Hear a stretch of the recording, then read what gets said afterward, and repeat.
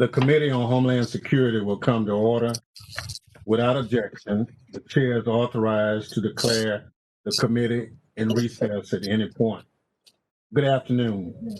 Before I begin today, I want to extend my deepest sympathies to those who have been affected by the California wildfires and Hurricane Laura.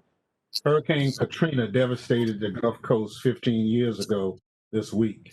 The storm caused horrific damage and upended people's lives.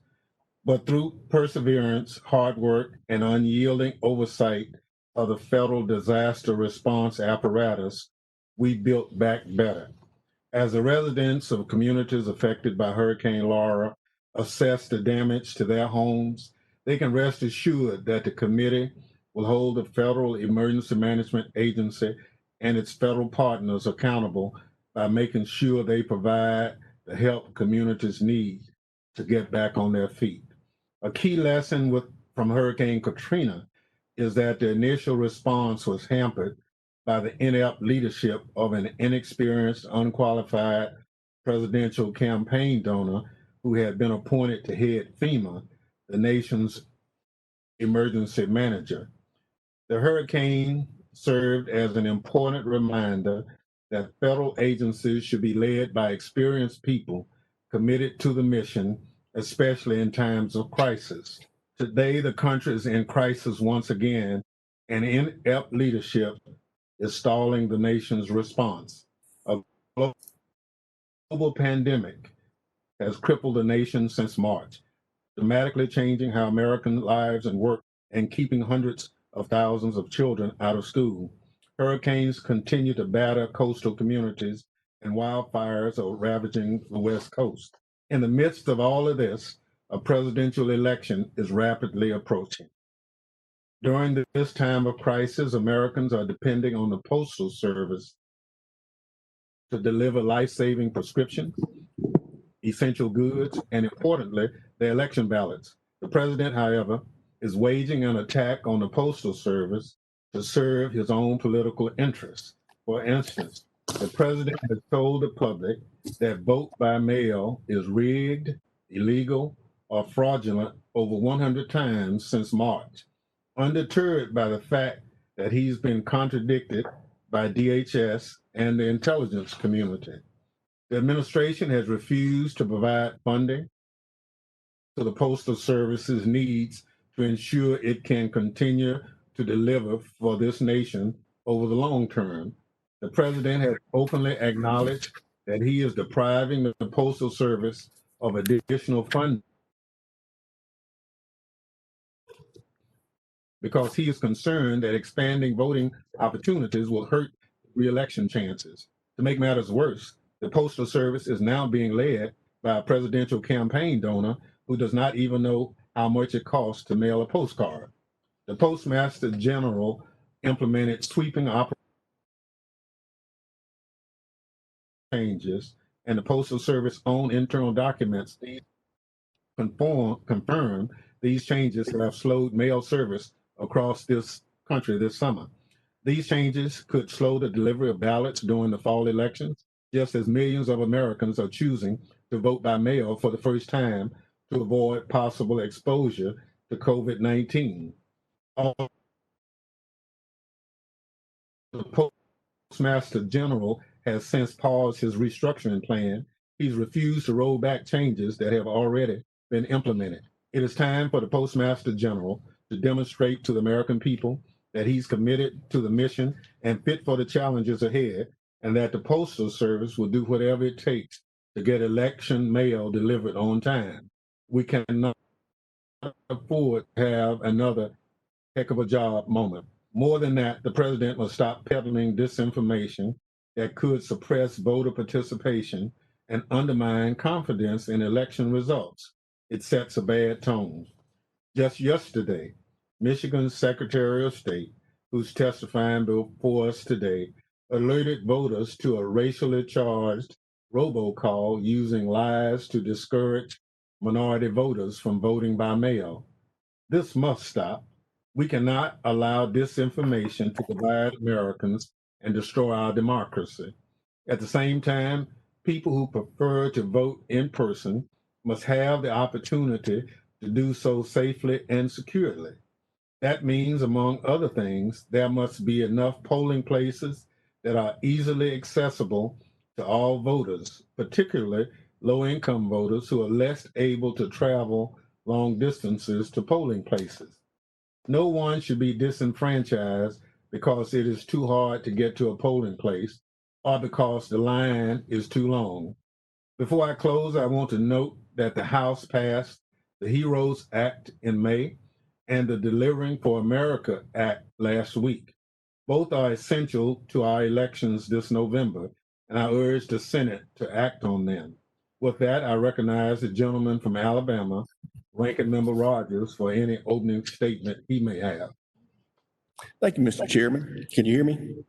Yes, I can hear you. Great. First, I want to congratulate Representative Mike Garcia on his election to Congress and his appointment to the Committee on Homeland Security. Prior to Congress, Representative Garcia graduated from the Naval Academy, flew over 30 combat missions during Operation Iraqi Freedom, and was a successful businessman in the private sector. His experiences and wealth of knowledge will surely benefit the committee. Thank you for your continued service to our nation, Mr. Garcia. Mr. Chairman, I have to admit I'm disappointed that we're holding this hearing today. Lately, this committee's had a tendency to hold hearings outside of our jurisdiction, and today's no exception. We have no oversight or legislative role over the United States Postal Service. The Committee of Jurisdiction held a hearing on this topic earlier this week. The House already rushed through legislation over the weekend, which leaves me wondering what we're doing here today. We've already held 5 election security hearings delving into issues in our jurisdiction, such as protecting election infrastructure from foreign interference and cybersecurity threats. But based on today's testimony, we won't be talking about actual election security. It's clear the only reason we're having this hearing is to further the Democrats' crazy postal conspiracy. Despite what the Democrats say, the Postmaster General is not conspiring with the president to suppress the vote. Actions taken to retire sorting machines and reallocate collection boxes were put in place long ago before the current Postmaster General took over.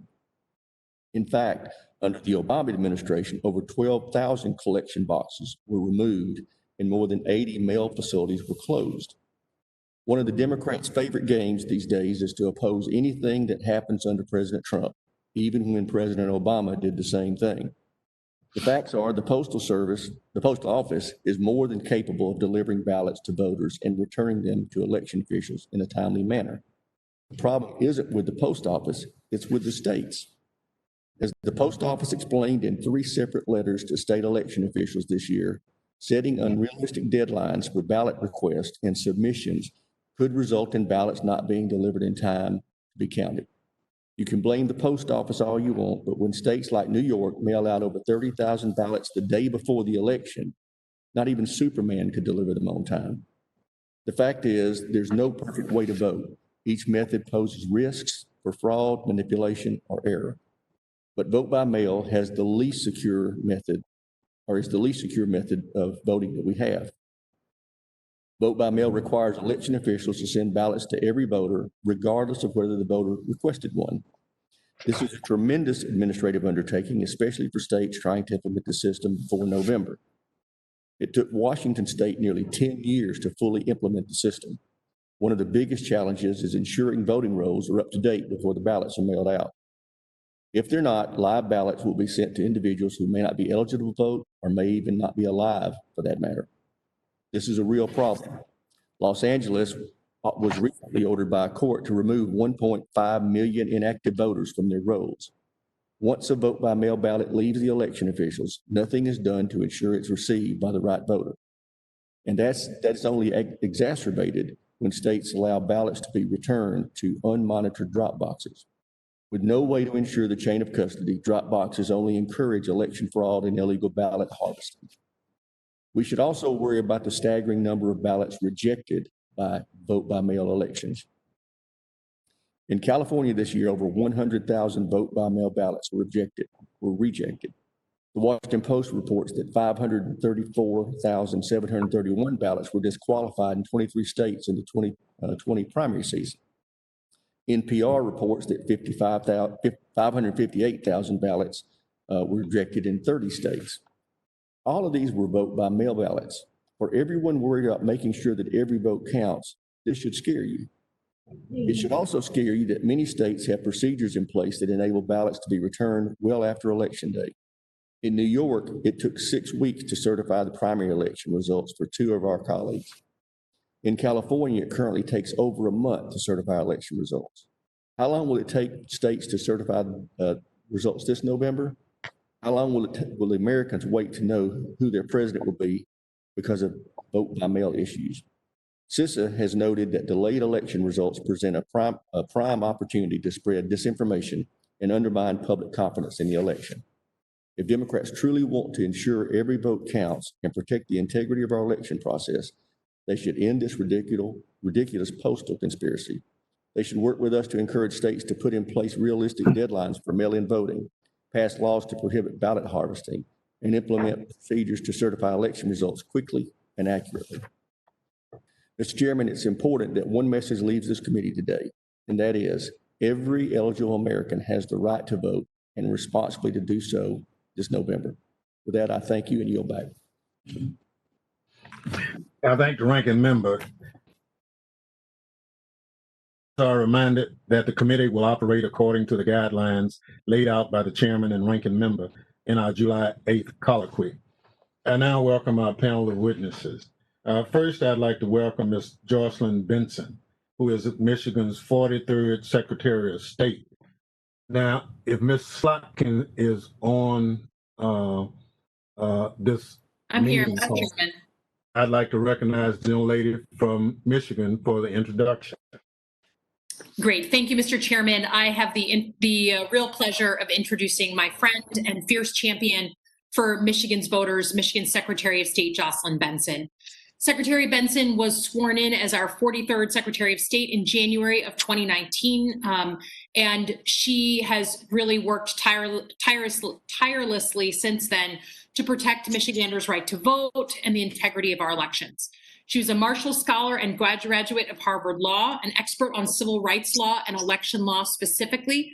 Secretary Benson served as the Dean of the Wayne State University Law School in Detroit, where she was appointed at the age of 36, the youngest woman in history to lead a top 100 accredited law school.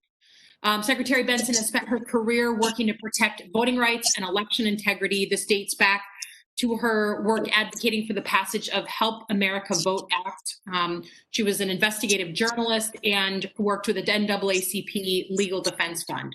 She's also the co-founder of the Military Spouses of Michigan, a network dedicated to providing support and services for military spouses and their children. Secretary Benson is intimately familiar with this because she is a military spouse herself, and something that I hope that she'll address today.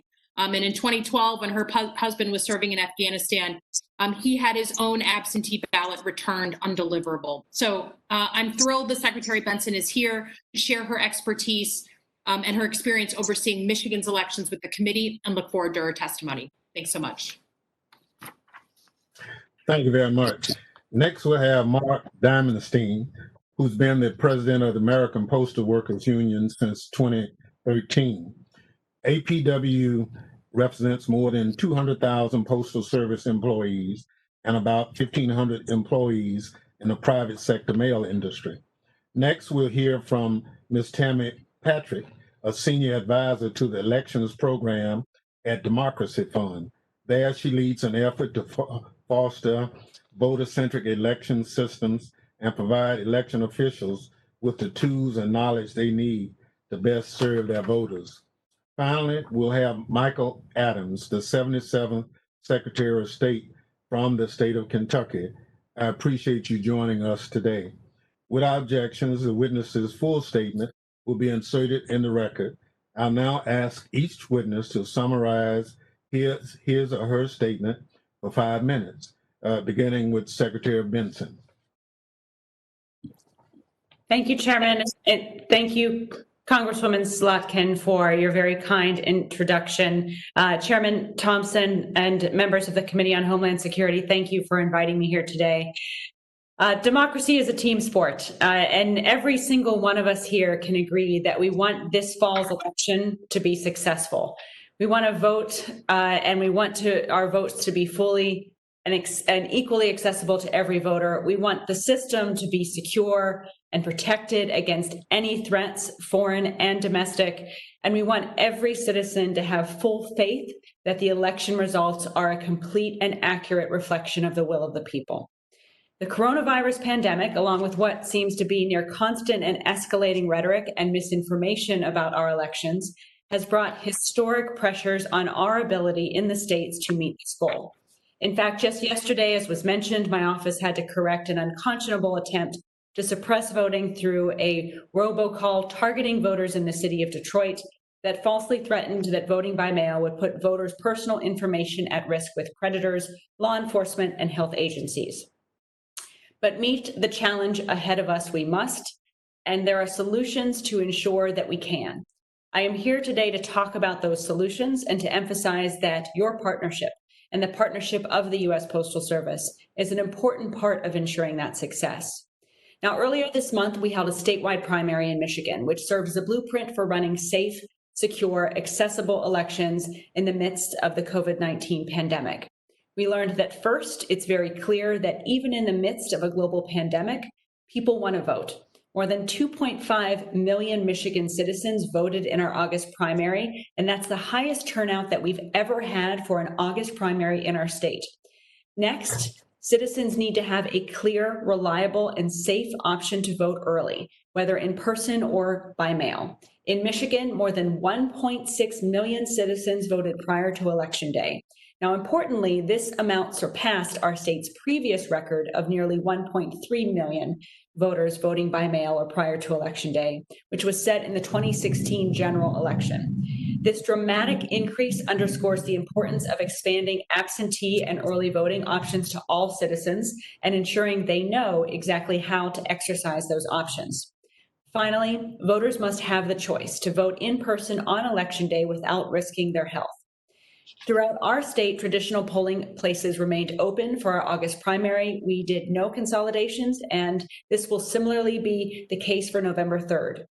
Each precinct was staffed by many of the new election workers we recruited and trained statewide, which to date has recruited close to 10,000 new election workers.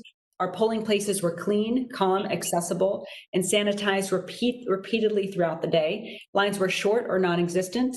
Social distancing guidelines eliminated the possibility of crowding, and election workers made good use of the PPE and cleaning supplies that were bought with Federal CARES Act funds and provided to every local jurisdiction in our state. So our primary success demonstrated that proactive, data-driven planning and collaboration at the state and local levels, supported by federal resources, can result in successful elections this year. This is a good sign for November.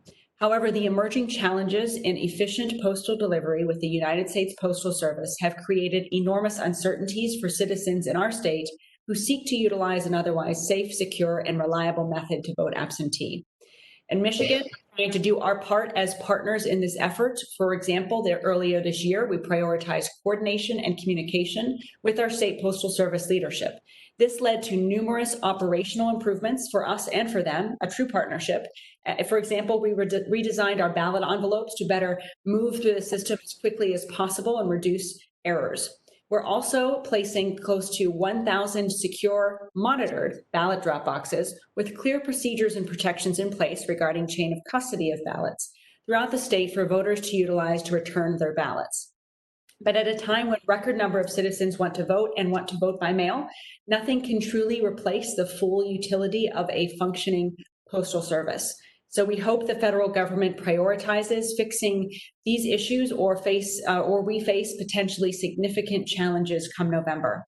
And again, to us, we're all in this together. Democracy is a team sport, and what our data, what our experience in Michigan shows, that if we can put partisanship aside and just work together to succeed in holding elections that are secure, accessible, and on schedule, if we fight back against misinformation and speak the truth to our voters, it's possible, it's doable to run these elections securely and safely in November. And our voters, of course, should demand no less from all of us. Thank you again for the opportunity to testify today.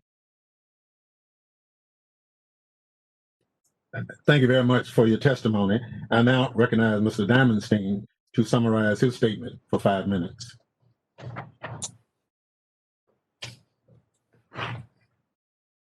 Good afternoon, Chairman Thompson, Ranking Member Rogers, and members of the committee. My name is Mark Dimmenstein, and I'm the president of the American Postal Workers Union. Our union represents about 200,000 of the 630,000 dedicated postal employees who work to serve every community in the country each day. And I thank you for the opportunity to share our perspective and the role of the public postal service in ensuring that every vote counts. In this challenging time of the pandemic, our very right to vote for tens of millions of people, our access to the ballot box will depend on vote by mail. Yet there's been a two-pronged assault on absentee/vote by mail voting, and they are one and the same. First is the unfounded argument that the service does not have the capacity to deliver mail-in ballots during this election season. Postal workers are up to the task, and the Postal Service has ample resources to safely and securely accept and deliver every mail ballot it receives, provided the states who run the elections do their very challenging jobs and extra challenging during this pandemic. Postal workers have proudly facilitated mail-in voting since the Civil War. We also know that the increase of mail ballots expected can be easily handled, even if all 150 million voters in the country receive and return their ballots by mail. On a daily basis, postal workers collect, sort, and deliver almost 500 million pieces of mail. During a typical holiday season, we handle as many as 3 billion with a B cards and letters in a week. National mailings like the recent CDC coronavirus guidelines are routinely processed and delivered without concern. Second is the charge that vote by mail is fraudulent. Vote by mail has proven to be an incredibly safe and secure method of voting. More than 5 states conduct their elections entirely by mail. Since 2000, more than 250 million votes have been cast by mail. In Oregon's 19 years of conducting all-mail elections, more than 100 million votes have been cast by mail, with only 15 cases of voter fraud, less than 1 per year.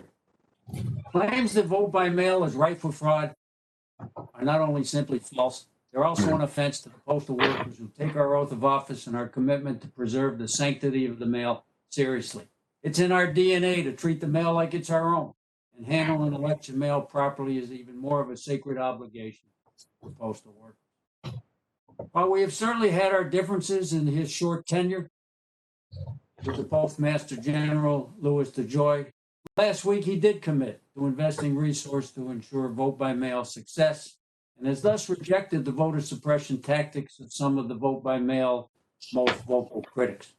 Our union will hold the Postmaster General to his words. We, along with the other postal unions, will participate in a joint task force with management to ensure our members' expertise is central to the Postal Service's plans for ensuring that every ballot we receive is delivered safely, securely, and in a timely manner. In recent weeks, much attention has been shown on the Postmaster General's policies, which have slowed down the mail. Our union has been amongst the most vocal critics of these changes. Just this week, we led hundreds of demonstrations across the country, demanding that the PMG service cuts and delay-causing policies be reversed, and that Congress pass the emergency COVID-related funding request made by the bipartisan Postal Board of Governors. And we will continue to press on a nonpartisan basis the Postal Service and Congress to ensure that the country receives the quality and speedy service it deserves, and not just during the election season, and not just for the vitally important ballots of election mail. But with respect specifically to mail-in voting, our message to the many millions of voters who will rely on the Postal Service this year to assess the ballot box is simple. Request your ballot early and return it quickly. We have the capacity and the commitment to get your ballot where it belongs. If voters find themselves short of time frames it takes to get a ballot returned through the mail, many states have the important option of dropping the mail ballot at secure election drop boxes. With that, I thank you for the opportunity to share postal workers' commitments to the democratic process with you, and I look forward to any questions at the appropriate time. Thank you very much for your testimony. I now recognize Ms. Patrick to summarize her statement for 5 minutes. Thank you, Honorable Chairman Thompson, Ranking Member Rogers, and members of the committee for asking me here today to share with you how election officials have been preparing for the upcoming elections, the challenges they're facing, and concerns that some of them have over what is happening under the new leadership at the United States Postal Service. I got into the field of election administration in Arizona almost 20 years ago because I was concerned with what I saw, with what I was hearing. Voters were being told that machines were being hacked, votes flipped, the system was rigged, that fraud was rampant. I was concerned because I saw turnout dwindling, apathy growing, and our democracy slowly slipping away. In this moment, 4 basic necessities of our democratic process are in need of attention: funding, acquisition of sufficient polling places, hiring of capable staff and poll workers, and reliable postal delivery, all of which support secure and resilient elections. We do not fund our elections properly. A recent study by Auburn University of election center members found that the elections department budgets of their members averaged 0.54% of their county's budget. These are some of the best resourced offices in the country, and they're barely 0.5% of the county budget. Episodic federal funding does not sufficiently bridge the gap nor stabilize election administration to allow for planned considerations of improvements and modernization. Infusion of federal funding far too often happens late in the election cycle, thus limiting its effectiveness. Although attention has shifted focus to carrying out an election in a global pandemic, foreign adversaries have not gone away. We must continue to invest in election security infrastructure, resources, and capacity to build on the progresses made since 2016. I started my career supervising the recruitment and training of 8,000 poll workers each federal election in Maricopa County.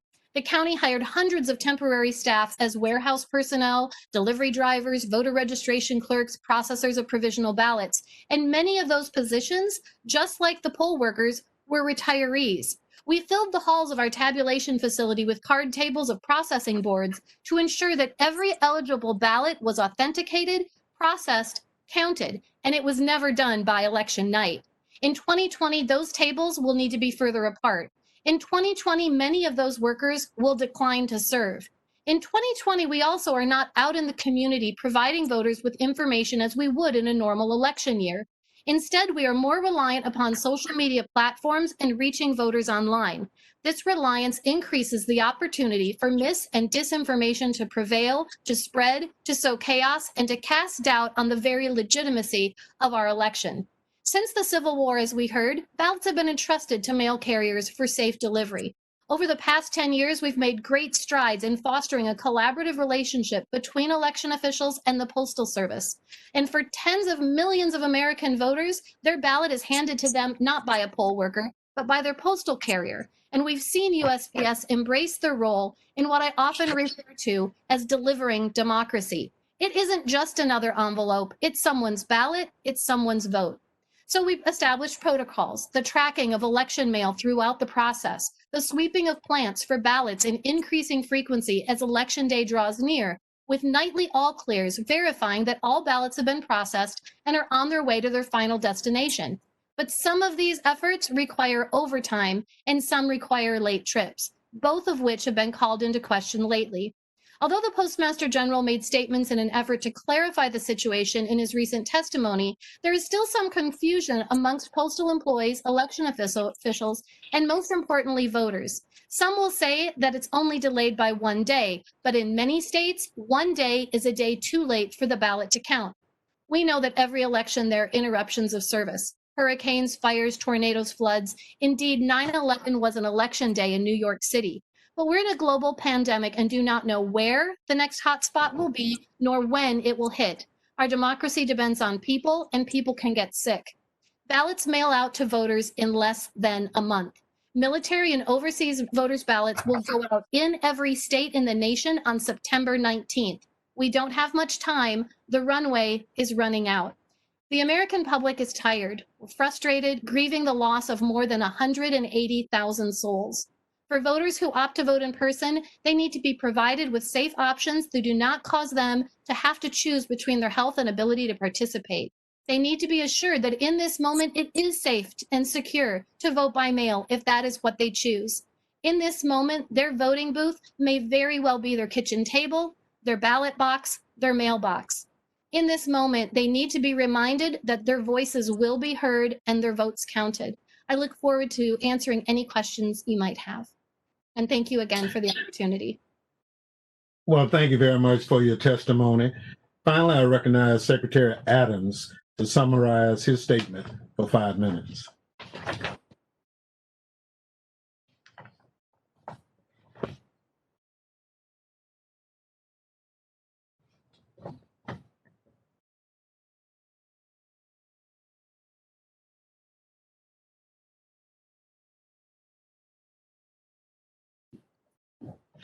You're muted, sir.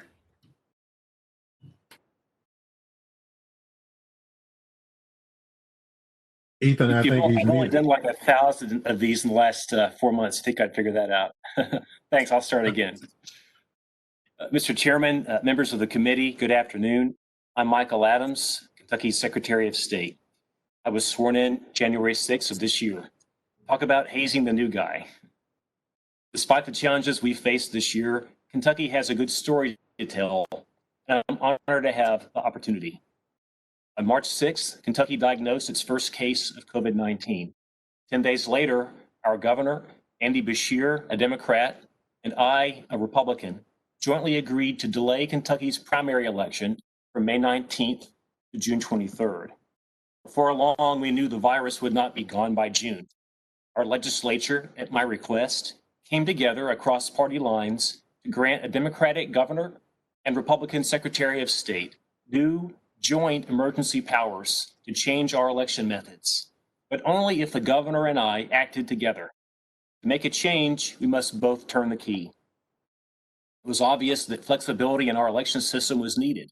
In our state, usually 98% of voters vote in person on election day. That traditional model was not well suited to today's challenges. Kentucky had the good fortune to vote after several other states, and we learned a lot from their experiences, positive and negative. This flexibility gave us time to monitor those developments. The biggest benefit, though, of legislators of both parties giving executive branch officials of both parties the ability to make changes was that the new rules were fair and seen as fair. We avoided the brinksmanship you've seen in some other states. We fashioned fair and clear rules well in advance of the election and consistently messaged the new procedures in order to both inform and reassure voters. Bipartisanship not only led to a better product with concerns on both sides accommodated, also showed voters on both sides that our new election rules were legitimate. To be sure, there were those outside our state who thought they knew better how to run our election than we did. Whether in Hollywood, New York, or here in Congress, they put out false and hateful tweets that riled up citizens of other states to jam our phones with obscene calls and even death threats. Everything they accused us of and everything they predicted would happen was just flat wrong, and they should all be ashamed. We had a huge voter turnout and no spike in COVID-19 cases. Turns out, Kentucky knows best what is best for Kentucky, and I would urge you to let Kentucky be Kentucky, let Michigan be Michigan, and respect the laboratories of democracy that lead to innovation in a decentralized election system. Although I'm grateful for the CARES Act funding Congress gave us to reduce our costs, I would rather you give us no funding at all if more funding means you're going to tell us how to run our elections.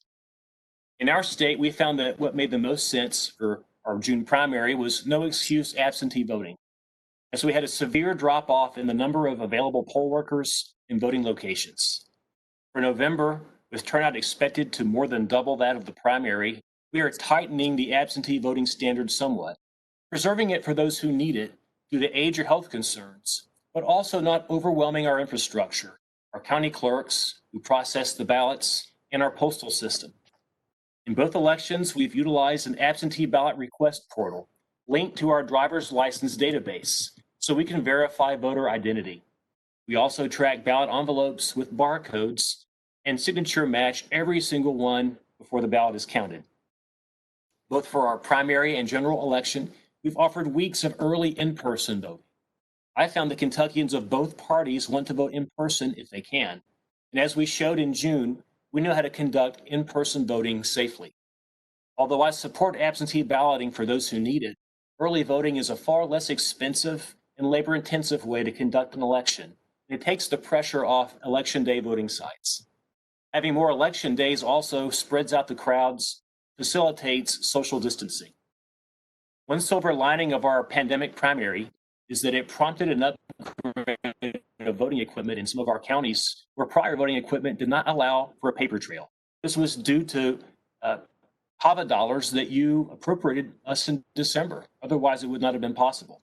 We used those funds strategically alongside CARES Act dollars to help counties get new scanners and other equipment usable for processing absentee ballots, which of course are paper ballots.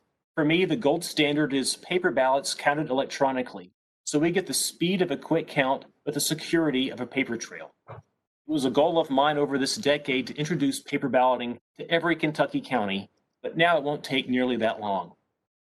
We have our work cut out for us. I'm grateful to Congress for coming together to appropriate funds we states could use to run our elections in a difficult time. I would encourage you to do so again, but not at the expense of any strings attached, red tape, or direction on how to run the elections that, under our federal constitution, are tasked to the states and us, their election officials. Thank you. I thank all the witnesses for their testimony. I remind the subcommittee that we will have 5 minutes to question the panel. I'll now recognize myself for questions. I'd remind the ranking member from his comments that the committee's oversight jurisdiction directs the committee to review and study on a continuing basis all government activities related to Homeland Security. Safe, secure elections, free from disinformation campaigns, are integral parts to Homeland Security. Moreover, the United States Postal Service is a critical component to the nation's critical infrastructure, and this committee is responsible for ensuring the security of that critical infrastructure. All of us on this committee are elected officials. We've seen elections conducted in our communities time and time again by excellent local officials. Clearly, we see elections as a local responsibility. We trust those individuals. However, President Trump has repeatedly made baseless allegations and spread misinformation about voting by mail. In fact, in July, the president even issued an appalling tweet urging that we delay the American election because of the so-called risk of voting by mail.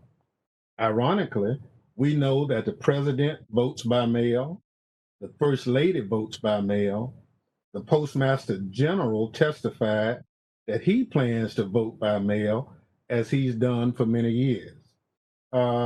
Ms. Patrick, to be clear, is there any meaningful difference between absentee voting and vote by mail? I think that there's a lot of confusion around that, Mr. Chairman, and the vast majority of the states, it is one and the same. Some previously called it absentee voting, and they've changed their statutes like Florida did to refer to it as vote by mail. There are a handful of states where they do make a subtle distinction in their statutes between absentee and vote by mail. And sometimes that distinction is in reference to whether or not a voter on one list or the other permanently gets a ballot mailed to them, or whether they need to make a request for every election. But when we hear about it in the national landscape, it is almost commonly referring to the exact same process of a ballot being mailed out to a voter, and then the voter having options in how they would like to return their ballot. Thank you. Secretary Benson, I understand that Michigan has approved universal vote by mail. In your experience, is vote by mail uniquely prone to fraud? Thank you for the question, Mr. Chairman. And no, we actually have now conducted 3 elections this year alone with a full right to vote by mail, with more citizens voting by mail than ever before, and with 0 reports or evidence of fraud. That said, the signature standard that we have in place to ensure that signatures are matched on the envelope in which a ballot is sent to the signature we have on file ensures that we have a security check in place so that we can find and investigate irregularities if and when it occurs. So we've got a system in place to protect the process, but notably the evidence shows primarily that people want to vote by mail and there's 0 evidence of fraud or irregularities. Thank you very much. Secretary Adams, in your short tenure there, have you found much fraud in vote by mail or absentee ballot process? Well, Mr. Chairman, I'm very pleased to say that our election this year was clean. I did have some concerns about going from about 2% absentee balloting to what we ended up with, which is about 75%. We put a lot of protocols in place to make sure that we didn't have vote fraud. We formed an interagency task force with federal and state partners, closely supervise potential problem spots. There are certain parts of our state that have more of a history of election shenanigans than other parts. And so we were very vigilant. We surveilled it tightly, and we had a clean election. So as far as you're concerned, those local officials that you talked about, if left to their own devices, they will probably design a system to the extent practicable that is fraud free. Well, yes, sir. I'll say this. Number one, I have confidence in all of my colleagues of both parties who are in my position. Some have different models of what election day looks like than what we have in Kentucky, and I like what we have maybe better than what they have. But I think they're all people of integrity.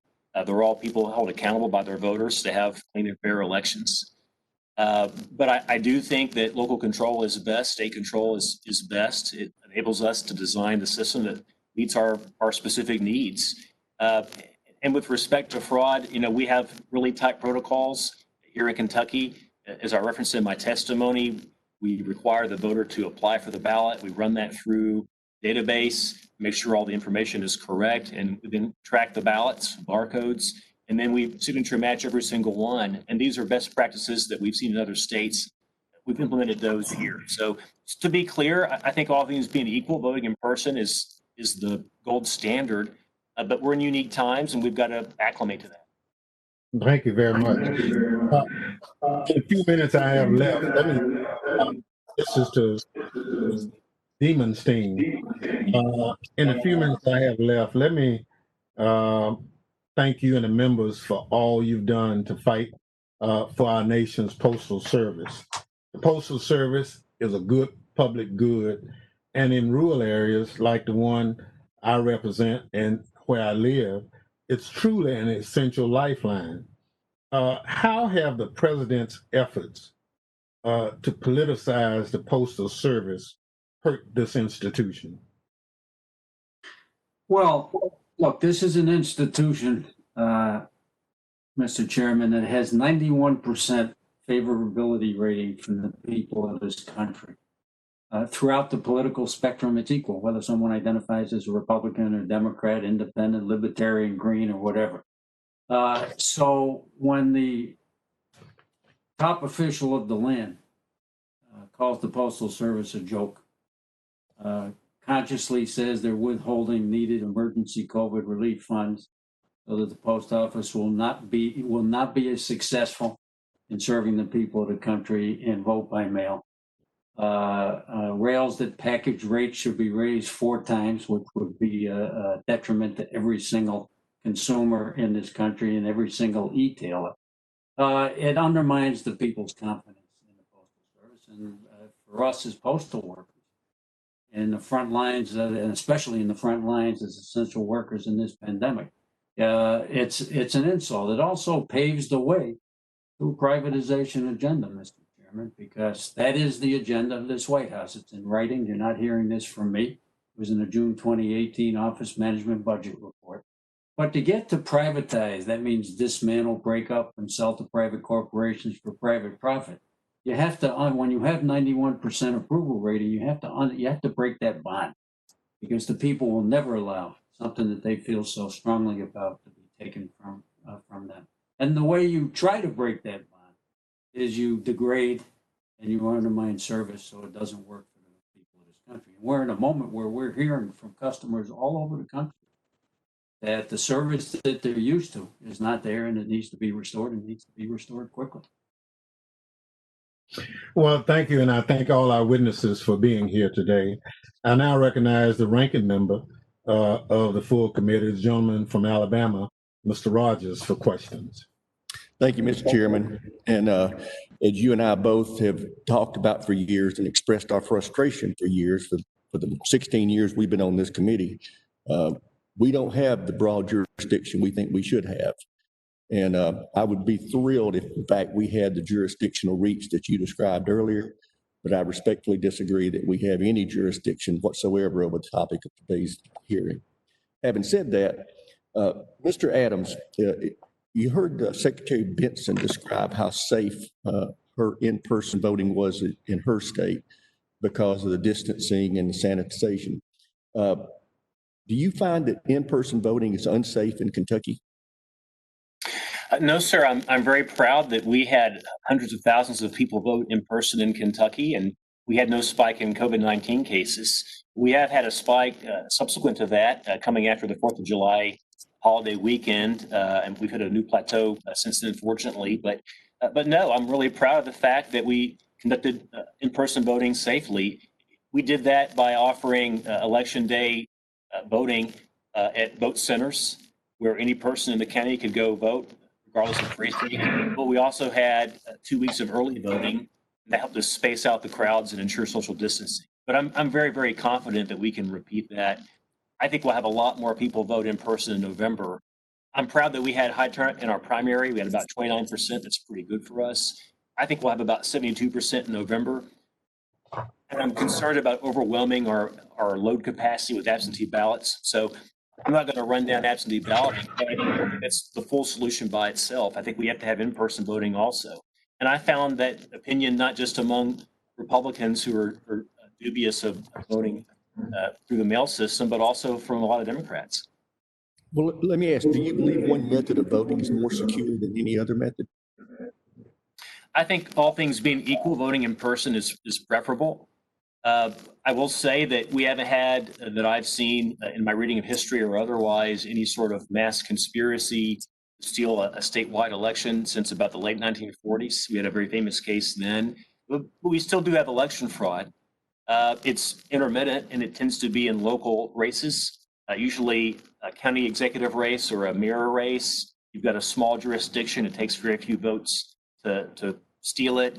And you've got patronage on the other side of it. And this happens in small towns sometimes, mostly in the eastern part of our state. But those are isolated instances. You see those every once in a while. And those are easier to catch if you've got in-person voting, because that's the voting where you're supervising the voting with election officials. So all things being equal, that's certainly my preference. But certainly my grandparents are still alive. They're in their 80s and they want to vote, and they're nervous about going out to do that in person right now. Great. Thank you, Ms. Patrick. I wanted to ask you about the difference between absentee ballot voting and this universal voting. In Alabama, my home state, in order to vote absentee, you have to request a ballot.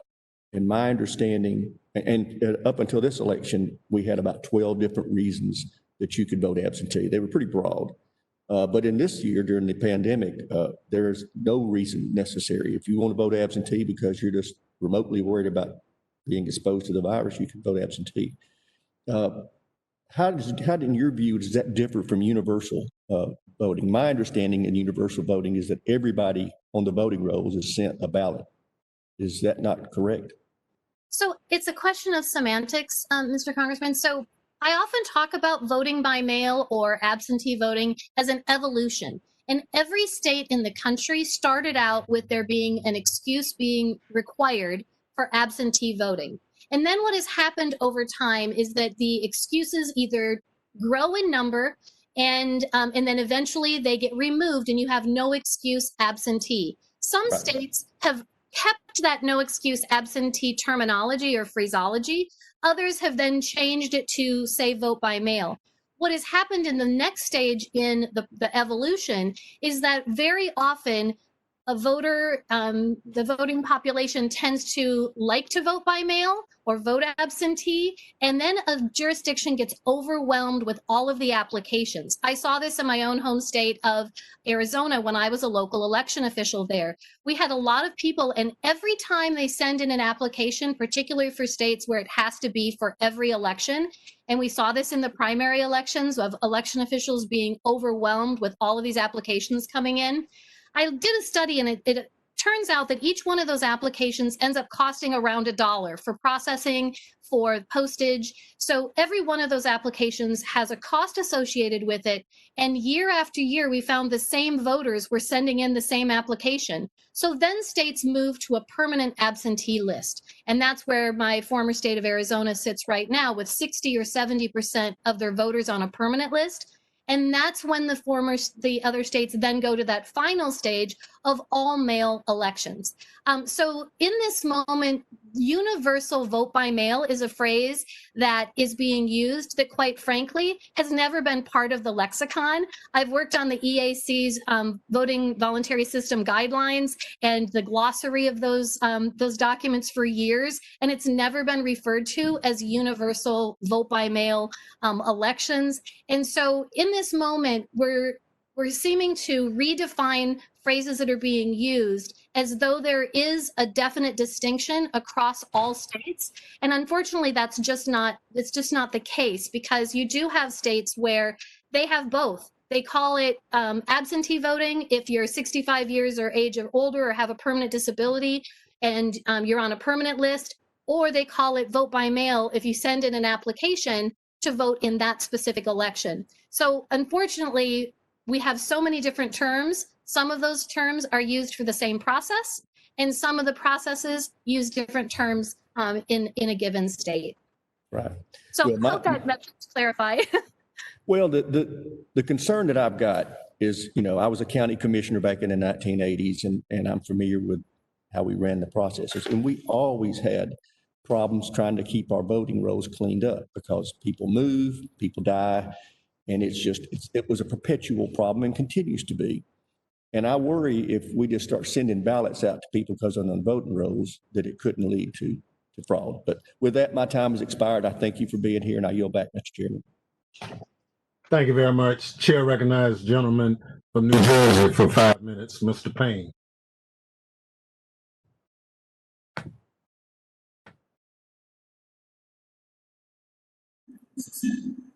Thank you, Mr. Chairman. I appreciate the opportunity to be here today.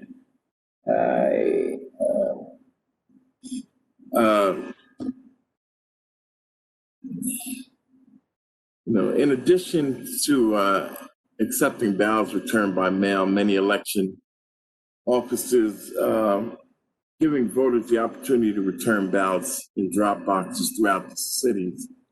I support this effort to provide voters more ways to return their ballots, but have concerns about the security of the ballot boxes. CISA is responsible for providing election officials advice on both physical and cybersecurity, and has several guidance documents related to election security. Secretary Benson and Secretary Adams, what advice, if any, has CISA provided you about the security vulnerabilities associated with ballot drop boxes and how to mitigate them? Well, I'll start, and thank you, Congressman. And now, to date, we've, as I mentioned, provided nearly 1,000 drop boxes to election jurisdictions across the state of Michigan, using CARES and ARPA funds. To also emphasize work enabling to meet the needs of our voters this year, and I don't want that to be recognized have succeeded in our elections this year. Okay, thank you. Now, our drop boxes are in time so that ballots can. Many are located inside City Hall. Those that are outdoors are typically under surveillance by the camera systems and some law enforcement. We also have clear chain of custody rules and I'm going to go into, but to answer your specific question about CISA, we're in regular communication with them, and oftentimes it is a reactive communication where they're sharing with us information that they hear of that we should know about. But that said, our partnership with them is one that's very robust, and our communications have been significant. And I am sure that if they hear of any credible threats to the security of our drop boxes, that share them with us.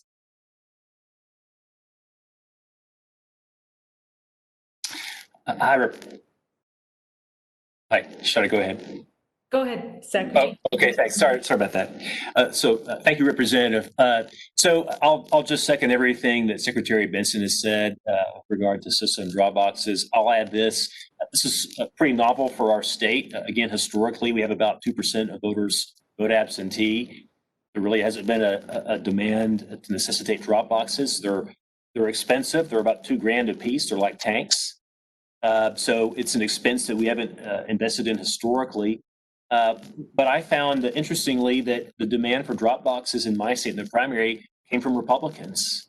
I was a little dubious that we could get this done without a big political firestorm, but actually it was Republicans that liked the drop boxes. I won't represent that that's a universal viewpoint, but what I found is a lot of Republicans are comfortable applying for an absentee ballot, getting it, voting at home safely, and then just don't want to mail it back. They want to bring it back. They want the personal satisfaction of dropping a vote into a bin and knowing it's in the bin. So we actually found that there was greater like of the drop boxes on GOP side than on the Democratic side in our June primary. We have very strict protocols. Back in the primary, we only gave each county a smattering of them, and we told them to put them inside the clerk's office or inside a government building. Looking back, I think that was maybe a little bit too restrictive because a lot of these buildings were closed or had limited hours, and we were trying to avoid people indoors with this pandemic. And so in November, we're going to have more drop boxes, and we're going to put them outdoors, but we're going to have them under continuous monitoring by government officials to make sure that there's no hanky-panky with. But to be frank, these things are more secure than mailboxes. Mailboxes are pretty secure, but these things are mailboxes and then some.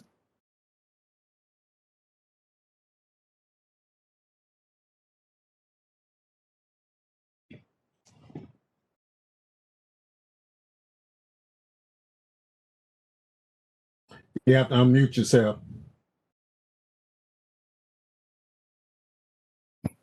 Hi, this is Congresswoman Debbie Lesko. You know, I have to tell you that I get a little bit frustrated when we continually, at the opening statements, Mr. Chairman, you continually, I think just about every time you've bashed President Trump. And I would actually like to try to get some bipartisan stuff done, and it's just frustrating to me. You know, I have to ask a question for clarification from Ms. Patrick. Ms. Patrick, I understood you to say when Mr. Rogers asked you a question about the difference between, you know, a requested ballot versus universal mail-in ballot, which would mean that every registered voter received a mail-in ballot, and you had said something to the effect of, unless I misunderstood you, that, oh, we just have these permanent early voter lists, which basically, as you know, in Arizona, if I wanted to be on that list, I, as a voter, request to be on that list. I'm not just automatically sent a mail-in ballot. But yet there's states, in my understanding, that every registered voter does get mailed a ballot. They didn't request it. It's Washington, Oregon, Utah, Colorado, Hawaii. So can you clarify your statement, please? Yeah, absolutely. And I'm sorry, and thank you for bringing that up, Representative Lesko. So what I was meaning to more clearly define is that some states say vote by mail, even if you need to submit an application. So whether it's a permanent application to get on a list, or whether it's basically an application for a vote by mail ballot. So when we take a look at someplace like Florida, you apply for every election that you want to get a ballot, but they don't call it absentee voting. They call it vote by mail. And you Thank are you. correct. And you are correct that there are also all mail elections, and there are states that do that. In fact, of course, in your home state of Arizona, many localized elections for more than a decade have been all mail elections at the county level, just not at the state. Thank you for clarifying, because there is a concern. I think what President Trump is saying is there's a concern that all registered voters would get automatically mailed a ballot versus a voter requesting a mail-in ballot, which is done in Arizona. And we've been doing it in Arizona for years. And like the other Secretary of State said, that they check the signature.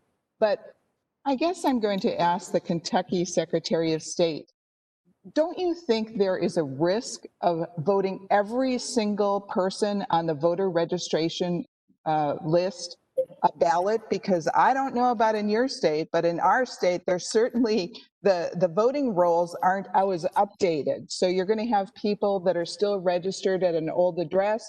You're going to have people that have died that haven't been taken off the rolls, because it's often a little bit difficult to get the name off of the rolls, because I think in Arizona, it's still the law where the person has to get it like 3 times mailed to them, and the person that receives it saying, no, this person isn't here anymore. That's my question to you. Well, sure. There's a big difference from my perspective in Kentucky between a universal vote by mail system and an absentee ballot system. On the West Coast, they register people automatically to vote if their name is in a government database, and then they mailed them a ballot they didn't request. So again, I have confidence in my colleagues. I think they're people of integrity. But that, to me, for Kentucky, would not be a good system. One of the issues I ran on for this position last year was getting our voter rolls cleaned up. During the campaign, it came out that we had about 200,000 people on our voter rolls out of 3.4 million registered voters, people who had either moved away, passed away, or been put away. I've actually found that number was lowballed. As part of our election agreement, the governor and I sent postcards to everybody on the voter file. We got about 400,000 of those cards back in the mail undeliverable. So we're in the process of removing those people within the time period that we're permitted to do so by law. So in Kentucky, that would just be a nightmare, just mailing ballots after the phone book. I wouldn't advocate for that. All right, But I thank you. understand there's things yeah. Thank you. And just a very closing statement, Mr. Chairman. You know, it's frustrating to me. The Democrats already passed their post office bill. And here we are almost a week later. It was last Saturday, and we're doing this like almost a week later in a committee that doesn't even have jurisdiction. To me, this doesn't make sense. And I yield back. Thank you. Well, General Lady, I read into the record the responsibility for this committee. Your concerns are noted. Everything I said about the president came out of his mouth. So I'm only repeating what President Trump has said. Now, if you don't like what I repeat, then you need to tell the president not to say it. As long as he say it, I'm going to repeat it. Chair recognizes the General Lady from New York, Ms. Rice. Thank you, Mr. Chairman. Ms. Benson, in 2016, we saw just how easily a hostile foreign government can wreak havoc by using social media to spread disinformation and sow doubt and cynicism about the democratic process, including by trying to make people believe their votes won't count. Now, while here we are 4 years later, we know that there are still hostile foreign governments doing that very same thing. We are unfortunately hearing this similar kind of misinformation, disinformation, and outright lies directly from the Oval Office, from the president himself. You, Secretary Benson, yourself have been on the receiving end of one of President Trump's Twitter attacks against voting by mail, in which his original tweet was actually false, and he withdrew it and then filed another one. But my question is, how do you address the issue of dealing with misinformation and disinformation to the people that you represent? Specifically, how are you able to convince voters that this process was legitimate and that their vote is going to count and matter? Well, you're right. The challenges this year, like never before, are that are attempts to hack the voter's mind. And noting that we're here, that I'm here today before a Committee on Homeland Security, there is a real, in my view, connection to the work that we do and the work that you all do, in that protecting the security of our elections is as critical this year as it's ever been. Now, that takes two forms. One, our infrastructure, making sure our voter rolls are secure and impervious to any types of hacking, which we've increased the security of, conducting post-election audits, risk limiting audits that we are now piloting and implementing statewide, which of course confirm that the machine counts of ballots are accurate. That infrastructure security is key. All of the states, many of the states have been really ramping up their efforts in partnership with the Department of Homeland Security and CISA this year.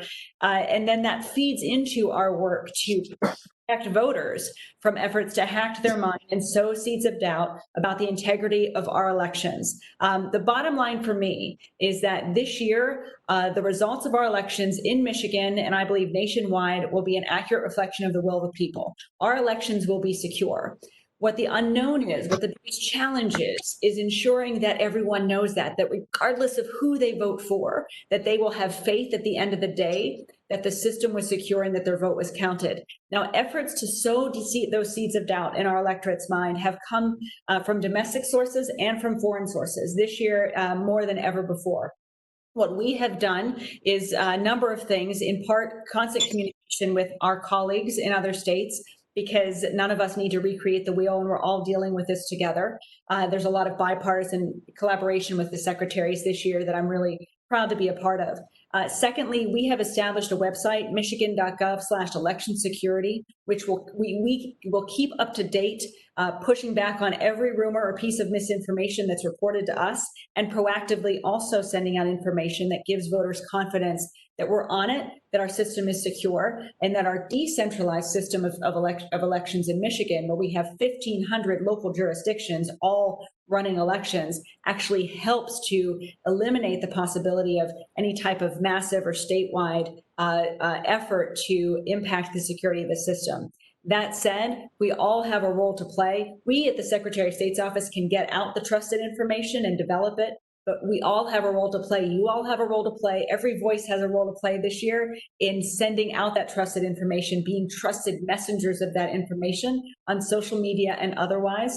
And that's why we've partnered with professional athletes, business leaders, and other influencers to help us get that information out in a way that will reach the voters and push back against the rhetoric that's only going to increase in the weeks ahead, and deliver trusted information about the sanctity and security of their vote.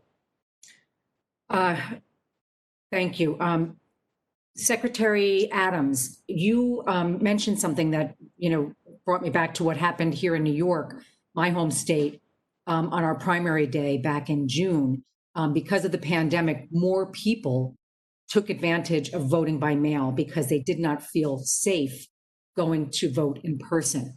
And as a result, I don't think that New York was prepared. We didn't have the appropriate infrastructure in place to be able to get results as quickly as possible, right? So there were some races that weren't called for, 6 to 8 weeks, which of course feeds into, the president's misinformation and disinformation about, well, if we can't call any election on the election night, then that means whatever result comes thereafter is necessarily suspect and fraudulent and rigged. So, just asking what your tips, because you mentioned I believe in your testimony or in one of the responses to your questions, that you had like a quadruple fold of mail-in ballots that came in because of the pandemic. So if you could just talk about what ways that you shored up your infrastructure, your election infrastructure to ensure that you could get, count every vote and do it as quickly and efficiently as possible? Sure. Thank you, Representative. So we did a few things that were new and unique. We allowed the local officials to begin processing absentee ballots much earlier, not announcing any results, of course, but running the ballots through the machines. We calculated it would have taken about a month to count them all if we had not let them get started earlier. So we let them start earlier, and it still took a good week for us to get all the ballots counted, but it would have been even longer without that. We also invested in new equipment. We used HAVA dollars we had left over that you all gave us back in December. We also used CARES Act dollars to buy scanners and other equipment sorters so our counties could get up to speed. We had 29 counties when I took office that had no machine at all capable of having a paper trail. And so I think we're pretty close. I think this year we'll have actually every county up to speed on having that capacity. Something that we're doing for November that's unique compared to the primary is we're actually starting the availability of absentee ballot requests earlier, but also closing it earlier. We only had about a month back in the primary just because of the press of time. The virus developed so late toward our primary. We only had about a month to both get the absentee ballots requested and out and also do early voting at the same time. And it was a real crunch on our election officials at the ground level. This time we're doing it in stages. We opened up our portal for requests about a week ago. We're going to close it in early October, and then that will enable those to be processed and allow our county clerks to then pivot to 3 weeks of in-person voting. So they're not getting a double whammy at the same time. So we're going to have 6 weeks of availability for absentee ballots for those who need them, and that's at the subjective decision of the voter. And then we pivot to early in-person voting. So I think by transitioning in that way, we can handle the demand. I think there is some point of diminishing returns. If we had too many absentee ballots cast, there would be a concern about the clerk's capacity to process them, let alone the ability of the Postal Service to manage them. But I think we've got a handle. Thank you very much. Chair recognizes the gentleman from New York, Mr. Katko, for 5 minutes. Thank you, Mr. Chairman. It's good to see everybody again. Ms. Benson and Mr. Adams, these questions are kind of focused on you because you're responsible for the election security in your states. We did a series of roundtables down in Washington earlier this year, and I did a roundtable in New York State. And what we learned from the roundtables is that the election ISACs inundate the local Board of Elections folks with information, and they're not always able to appropriately filter and appreciate the importance of those directives. A woman who's a part-time person who's in the Board of Elections in Oswego, one of the 62 counties in New York State, said that last year she had 1,672 directives from the ISAC. She's not trained in cybersecurity. She's not trained in electronics. And the person that she works with on her computer systems has many other tasks within the county. Is only a very part-time with the Board of Elections. So based on that, Congresswoman Rice and myself introduced HR 8011, the Cyber Navigators Act. And so we're just trying to get a feel. What that does is establishes grant funding to states for cybersecurity experts. And basically to share IT folks that are laser focused on election security and Board of Elections issues only. And just helping provide technical support as well. And I'm just trying to get a little idea of what the problems are in your two states. Do you see similar things? We're getting inundated with information from the ISACs, and would this type of bill that I described be helpful to you? And Ms. Benson, go first, please. Okay, thank you. Yes, yes, it would. I mean, I think again, in our view, team sport is, we all partnerships are key to success, sharing of information, communication. There's no role for withholding of information or partisan agendas when it comes to just making sure our elections are accessible and secure is my approach. So for us, we talk regularly and partner with our 1,500 local election administrators, but it's 1,500 throughout the state of Michigan. The more support, the more investment, the more we can invest in their election infrastructures through support of federal funding. And I do believe that standards are important as well, and that the federal government has every right to say, if you're going to accept our funds, you have to meet these guidelines. I think that's actually worked quite well in the past with the Help America Vote Act and other election sources of funding. So that said, I completely support the concept of cyber navigators and have worked with other state agencies to evaluate and improve local and county infrastructure. And the more support that we can have from our federal government, the more effective we'll be able to be in doing that. Okay, great. Thanks. Mr. Adams? Thank you, Representative. I'm happy to take a look at your and Representative Rice's bill, but it sounds like a really great idea. That's an issue that we've talked about here in Kentucky is cyber navigators. We have a decentralized election system. I like to tell people we don't have an election in Kentucky. We have 120 elections. We have 120 counties with their own election officials. And those people have responsibility for other tasks too. And ultimately, their election system is only as good as their local cybersecurity. And so I've encouraged our county clerks to work very directly with the ISACs. I tried to build those relationships between the federal government and the local governments. I do know the ISACs tend to send out a lot of information, and it's not always, if you get 3 emails a day, sometimes you wonder, I miss one, is it a big deal? But they do a great job. They've been really valuable partners. I do think it would be helpful if we had some folks available, maybe to travel the circuit and hit county spots. When I traveled around my state campaigning, I saw that some of the clerk's offices didn't appear to have secure Wi-Fi. I think that's been improved since then. But I do have concerns occasionally also about the physical plan of some of our county clerk's offices. They're in old courthouses built in the 1800s sometimes, and they're just not designed for tight security. They've got windows and that sort of thing where there might be access. So to be clear, we've reviewed all of this. We feel like we're in a good position, but we could always get better. Okay, and I did Miss Benson. It's with 1,500 election districts and 1,500 people responsible in those election districts. I would just respectfully suggest, and I think you agree, that what we're contemplating doing is having IT people that only work with you folks, and they're yours. You just get them, you hire them, but they help monitor your systems and digest what the ISACs are saying, so that you can better secure your systems. Because we've had a lot of talk today about the Postal Service. We even had a real robust discussion about the real big concern down the road is, are we going to have ransomware attacks? Are we going to have attacks from the Russians that are going to disrupt our services? So I ask you both to take a look at this bill and give me your thoughts, because it's picking up steam, and I really want to try and help you with this as much as I can. We will, and if I could mention that we did, with our past federal HAVA security funding, we were able to hire a full-time election security director for the first time in our state, who's been responsible with working directly with our local counties on their infrastructure, their websites, and the security. So additional support will help us get even more efficient in that regard, and we'll take a look at the legislation and offer what support we can. Thank you. Okay. Thank you very much. Well, ladies, thank you. Gentlemen's time has expired. Recognize the gentleman from California, Mr. Correa. Thank you, Mr. Chairman, for holding this most important hearing. Can you hear me okay?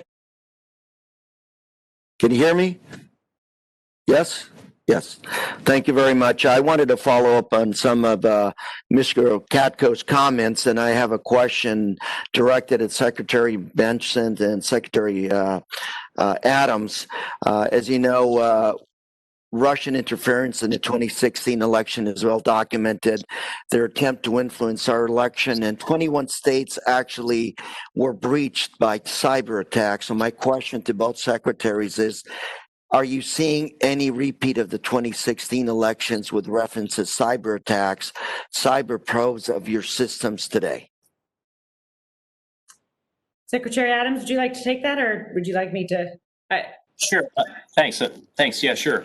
So we've not been breached, but there has been rattling of our doorknob. Let's put it that way. I don't want to get too specific in this setting. Happy to share You're more. getting knocks at the door. You're getting knocks at the door. That's exactly right. And so I appreciate the point you're making, Representative. All of our other problems don't just go away because we've got this big COVID problem. We still have to keep our eye on the other balls, cybersecurity being one of the foremost.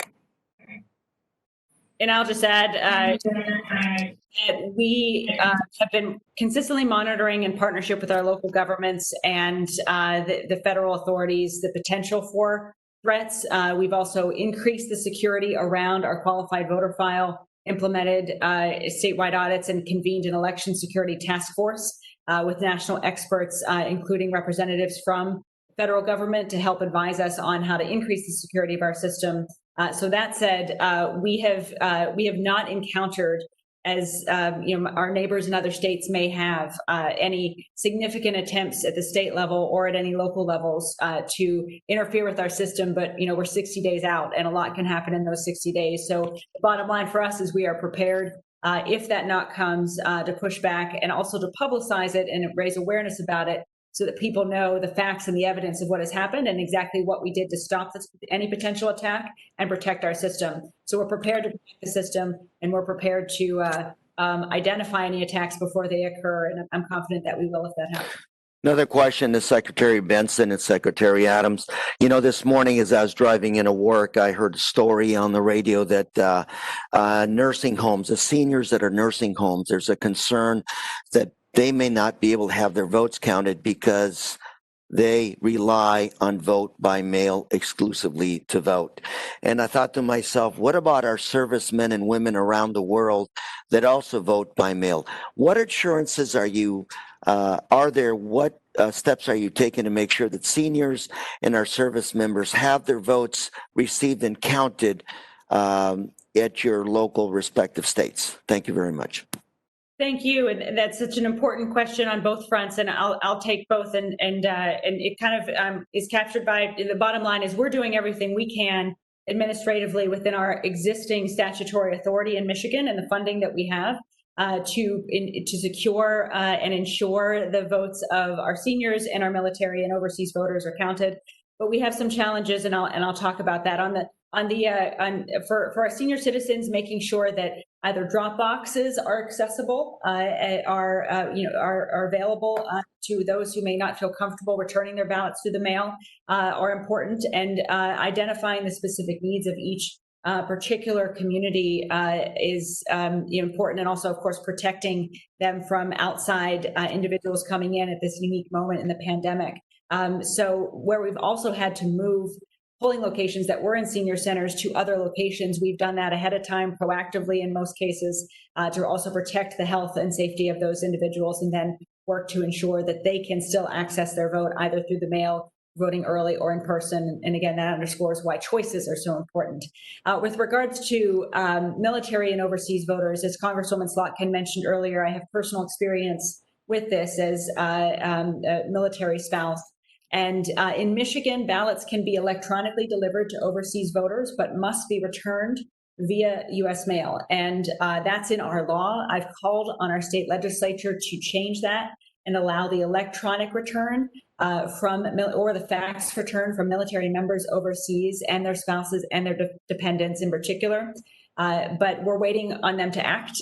We need them to act because this action is critical in the face of this year's particular challenges, where we've already heard from numerous voters living overseas, whether serving in the military or for other reasons, who cannot access the mail due to the pandemic. So for them, we're working to find other options, but nothing really is a substitute for the action that we need from the state legislature to enable our overseas voters to more easily return their ballot through a secure electronic method, as many states already allow. So my hope is we'll get some changes there, but we're also looking for other avenues and workarounds in the next few weeks to ensure that we're working with our voters to protect their votes. Thank you very much. Gentleman's time has expired. We recognize a gentleman from Pennsylvania for 5 minutes, Mr. Joyce. Thank you, Chairman Thompson and Ranking Member Rogers. This is a question I think we're going to direct specifically to Secretary Adams and Secretary Benson. What has the Commonwealth of Kentucky and the state of Michigan, what has been done to clean up your voter rolls to ensure that ballots are being sent out to who are truly eligible voters? And Secretary Adams, I'll ask you to answer first, please. Thank you. That's, as I said a minute ago, it's an issue that I ran on. It's one I take very seriously. I'm in court to move this as quickly as I can, but also for my agreement with our governor, part of what I got from that for my side was a much prompter, much more aggressive movement toward compliance. The law that requires us to keep our voter rolls clean was passed by, I should say, a Democratic Congress and signed by Bill Clinton. It's not a partisan issue to keep your voter rolls up to date. There's just no interest, no legitimate interest in not having that. So part of what we did is we did a mailing as provided for in the National Voter Registration Act. It was in the form of a postcard informing voters of their new options to vote by absentee ballot, by mail, by drop box, or early in person or on election day in person. And that gave us a way to inform the public, but it also gave us a way to get notices back undeliverable and put people in the queue for removal from the rolls. Something else that we did that was part of that agreement was the people that are identified as having returned postcards, they get a letter from me that explains that it's an offense under our criminal law in Kentucky to knowingly be dual registered and certainly to vote in more than one state. So those letters have gone out and we're getting responses back. We're taking people off the rolls with their written consent. We're not purging people right before a presidential election, but we are removing people that we've confirmed have passed away through the working with the Democratic governor of my state, his Bureau of Biostatistics. So between that partnership, removing our dead voters, and also actively seeking out and finding people who've moved and getting their consent to remove them, we've actually made significant progress. We had a month recently where we took off more dead voters than we added live voters. It's pretty amazing to see in a presidential year when you see a lot higher voter registration. Thank you. I think that's great. The removal of deceased voters in your Commonwealth, that is very important for a fair and safe election. Secretary Benson, would you like to answer this as well? I would, yes. And I want to emphasize that here in Michigan, and I've said this for years now, we believe that good, healthy election administration is about making it easier to vote and harder to cheat.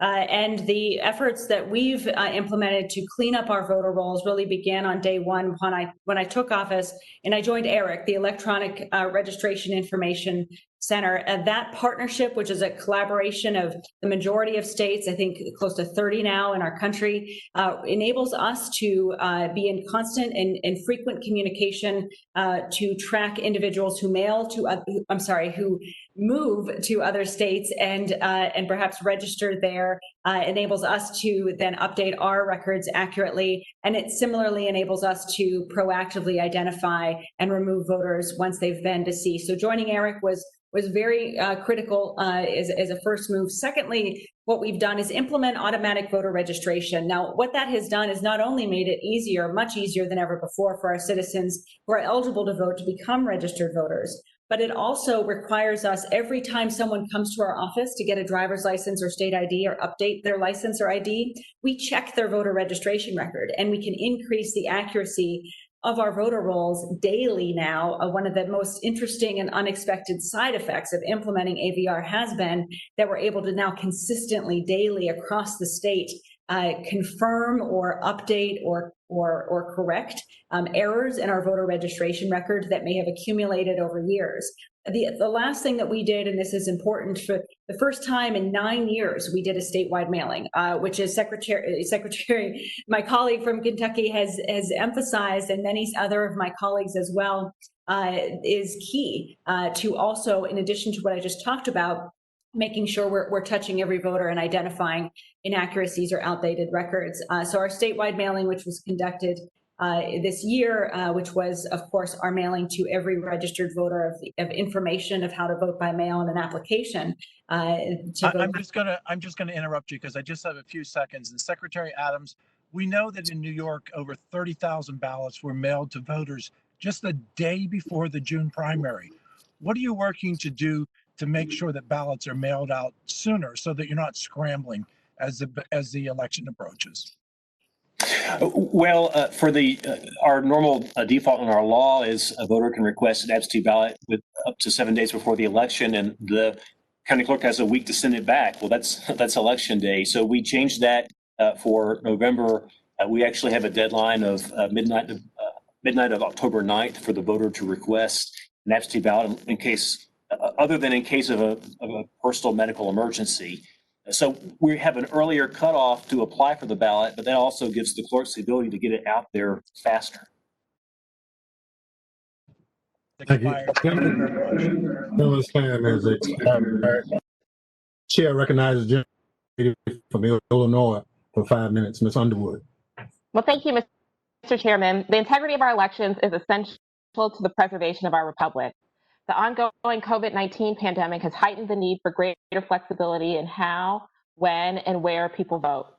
As I and many of my colleagues have said over and over, no one should be forced to choose between protecting their health and exercising their constitutional rights. That's why it's so important to make sure that Americans can vote from home and trust that their ballot will be delivered and counted.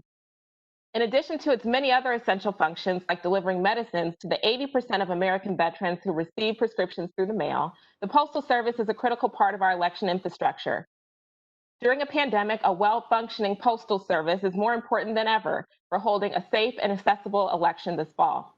Mr. Diamondstein, I think some people watching this hearing might not know all the ways that postal workers are involved in our electoral process.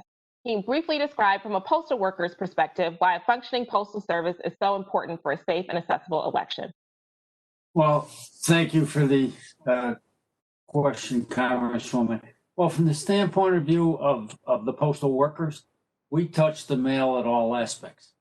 So we are delivering mail to people's homes, and that often goes through, it will go through sortation facilities. It'll be trucked to carrier units, so the letter carrier can come to your home that day. And so clerks, letter carriers, all are touching the mail, and we take that responsibility, that sanctity of the mail, that privacy of the mail. We treat it as if it's our own.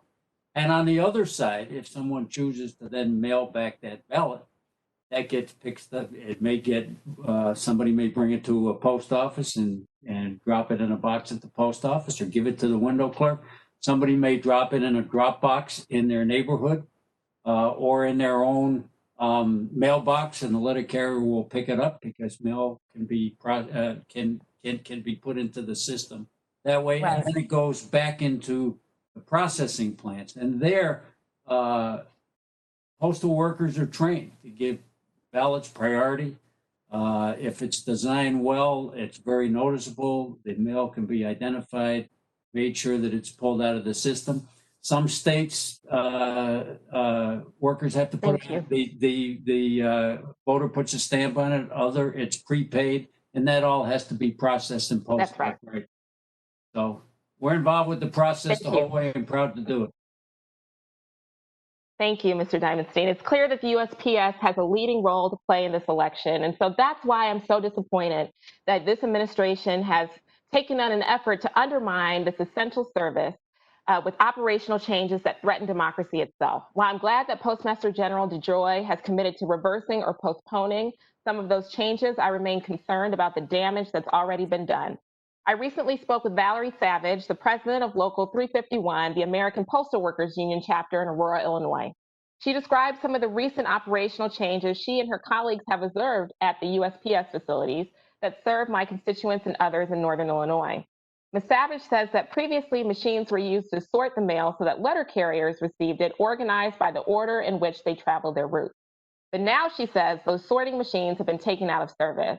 And so that mail has to be sorted by hand. Ms. Savage estimates that sorting the mail manually takes about 10 times as long as it's used to take the machines, which she says could result in delivery delays of 2 days or more.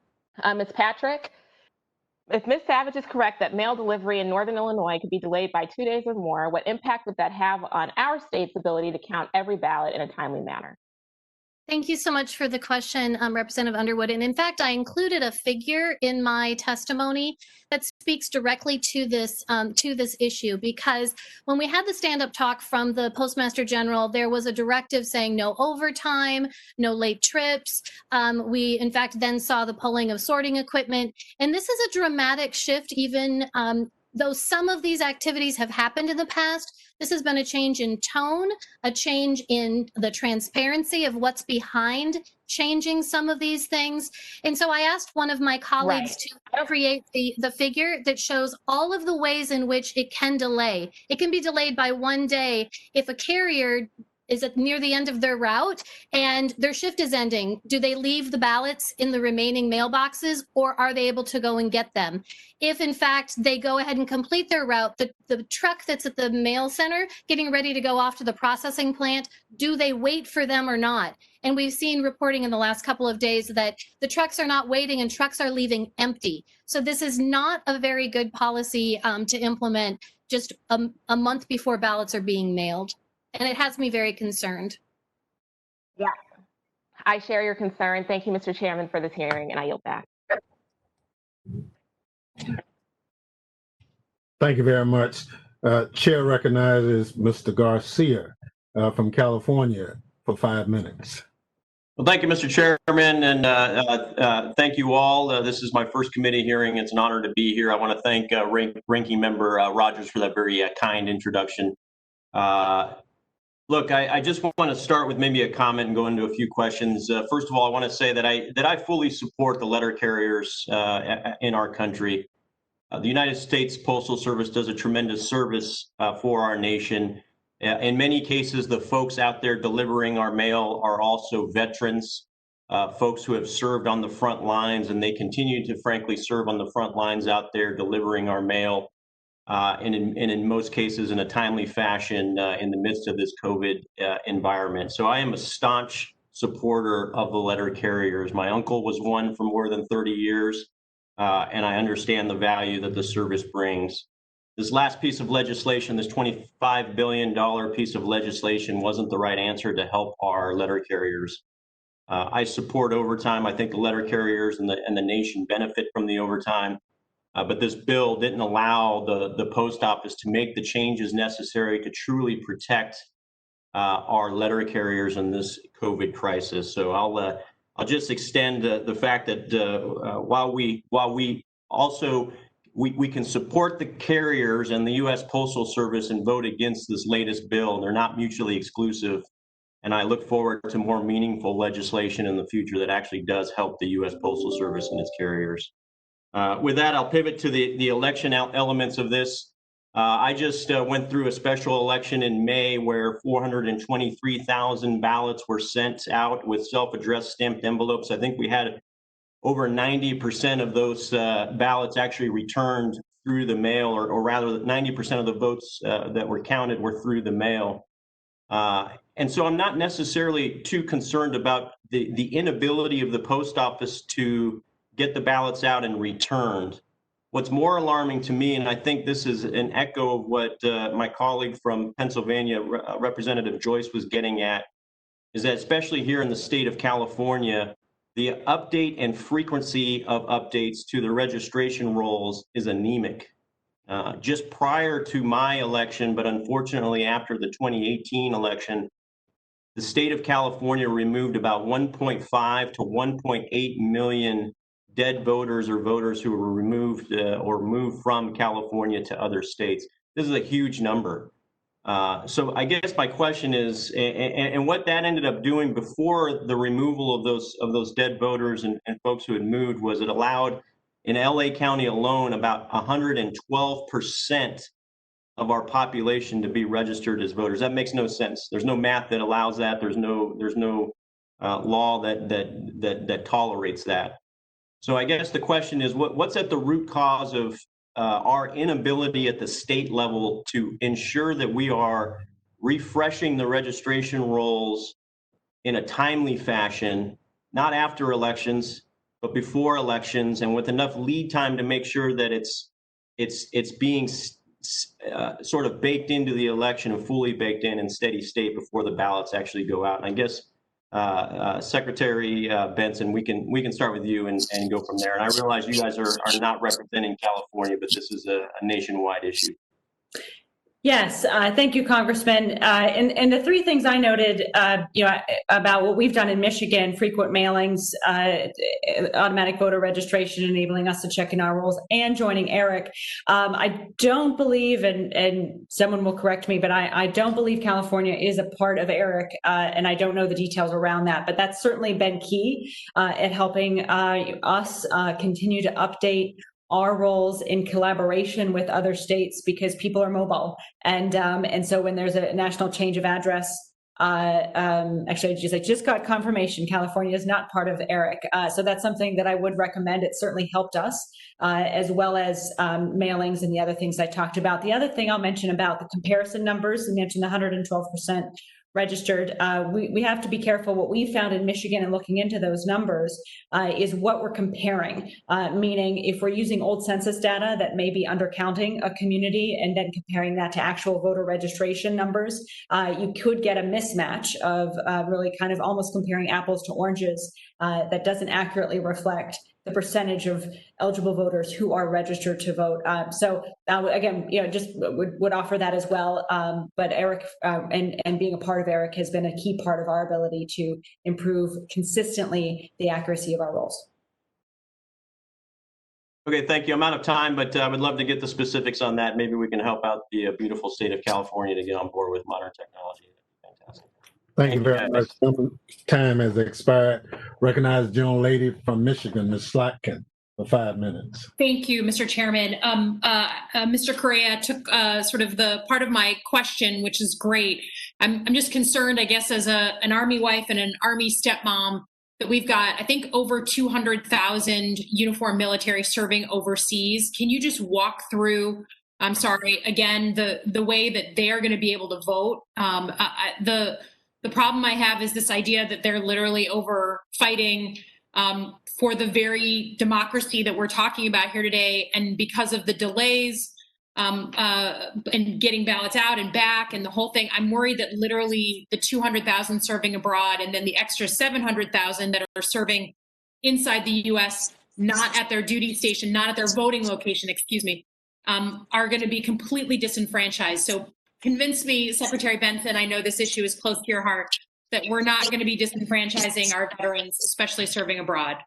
It is a risk. I'll just say that in Michigan, because right now in Michigan, ballots can be electronically delivered to overseas voters, but must be returned via the mail. And as I mentioned earlier, we need our state legislature to change the law to allow the electronic ballot return securely. And this is something that we know other states do, even in a time like this, where numerous voters living overseas cannot access the mail due to the pandemic. We need solutions, and we need our state legislature to be a partner in developing those solutions, because democracy is a team sport, and that partnership is key. And there's only so much I have the authority to do, or that Congress has the authority to do. We need our state legislature to act. So in addition to that, as we wait for them to act, I'll note that in many states, the ability of an overseas voter to return their ballot, other than through the Postal Service, which is what we're looking for, alternative avenues of return, has more to do with where the overseas voter is living rather than who the voter is, meaning that some laws authorize return options based on whether a voter is living in a hostile fire imminent danger zone. And this would be true, whether the voter is in the military, family of the military, or a civilian overseas, who, based on where they live, the availability of the standard postal service or inavailability of it requires an additional workaround. So, my office has been asking since I took office for a change to this law to enable more paths. We also hope, that there's opportunities for others to advocate for those paths or to offer alternative ways of individuals to deliver and return those ballots. But it is a critical issue. It is something that we cannot solve alone, but it is something that weighs on my heart greatly because we have to solve it for November. Thank you. And Secretary of State Adams, can you? Oh, I'm sorry. I just want to shift the topic if I could, if that's all right.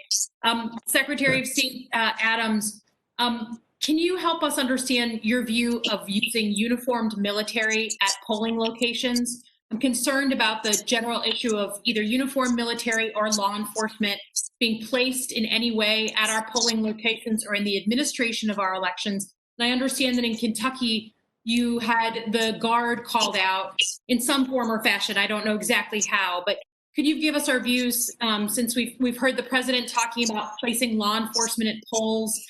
Just help me understand where you come at this. Thank you, Representative. So to be clear, the governor did call out the Guard. We have a great partnership with them, but they were not in uniform and they served a purely support role. They helped in sanitization. They helped in the equipment around and that sort of thing, but they were not poll workers, not even out of uniform. So, and that was an offering that we made that was voluntary for acceptance to our counties. About half of our counties said, yeah, we'll take it. Half said no. We had a very unfortunate shooting of an individual during a demonstration who unfortunately was killed by a member of the National Guard. And so that came a few weeks before Election Day. And that was, I think, another reason why there was some reluctance to utilize the Guard even in that sort of limited fashion. So in Kentucky, we actually have a law that to be a poll worker, you have to live in the county absent some sort of special permission. And so it's just not really feasible for us in any event without a change to that law for us to utilize our National Guard as poll workers. There's also the concern that some people could find that to be intimidating.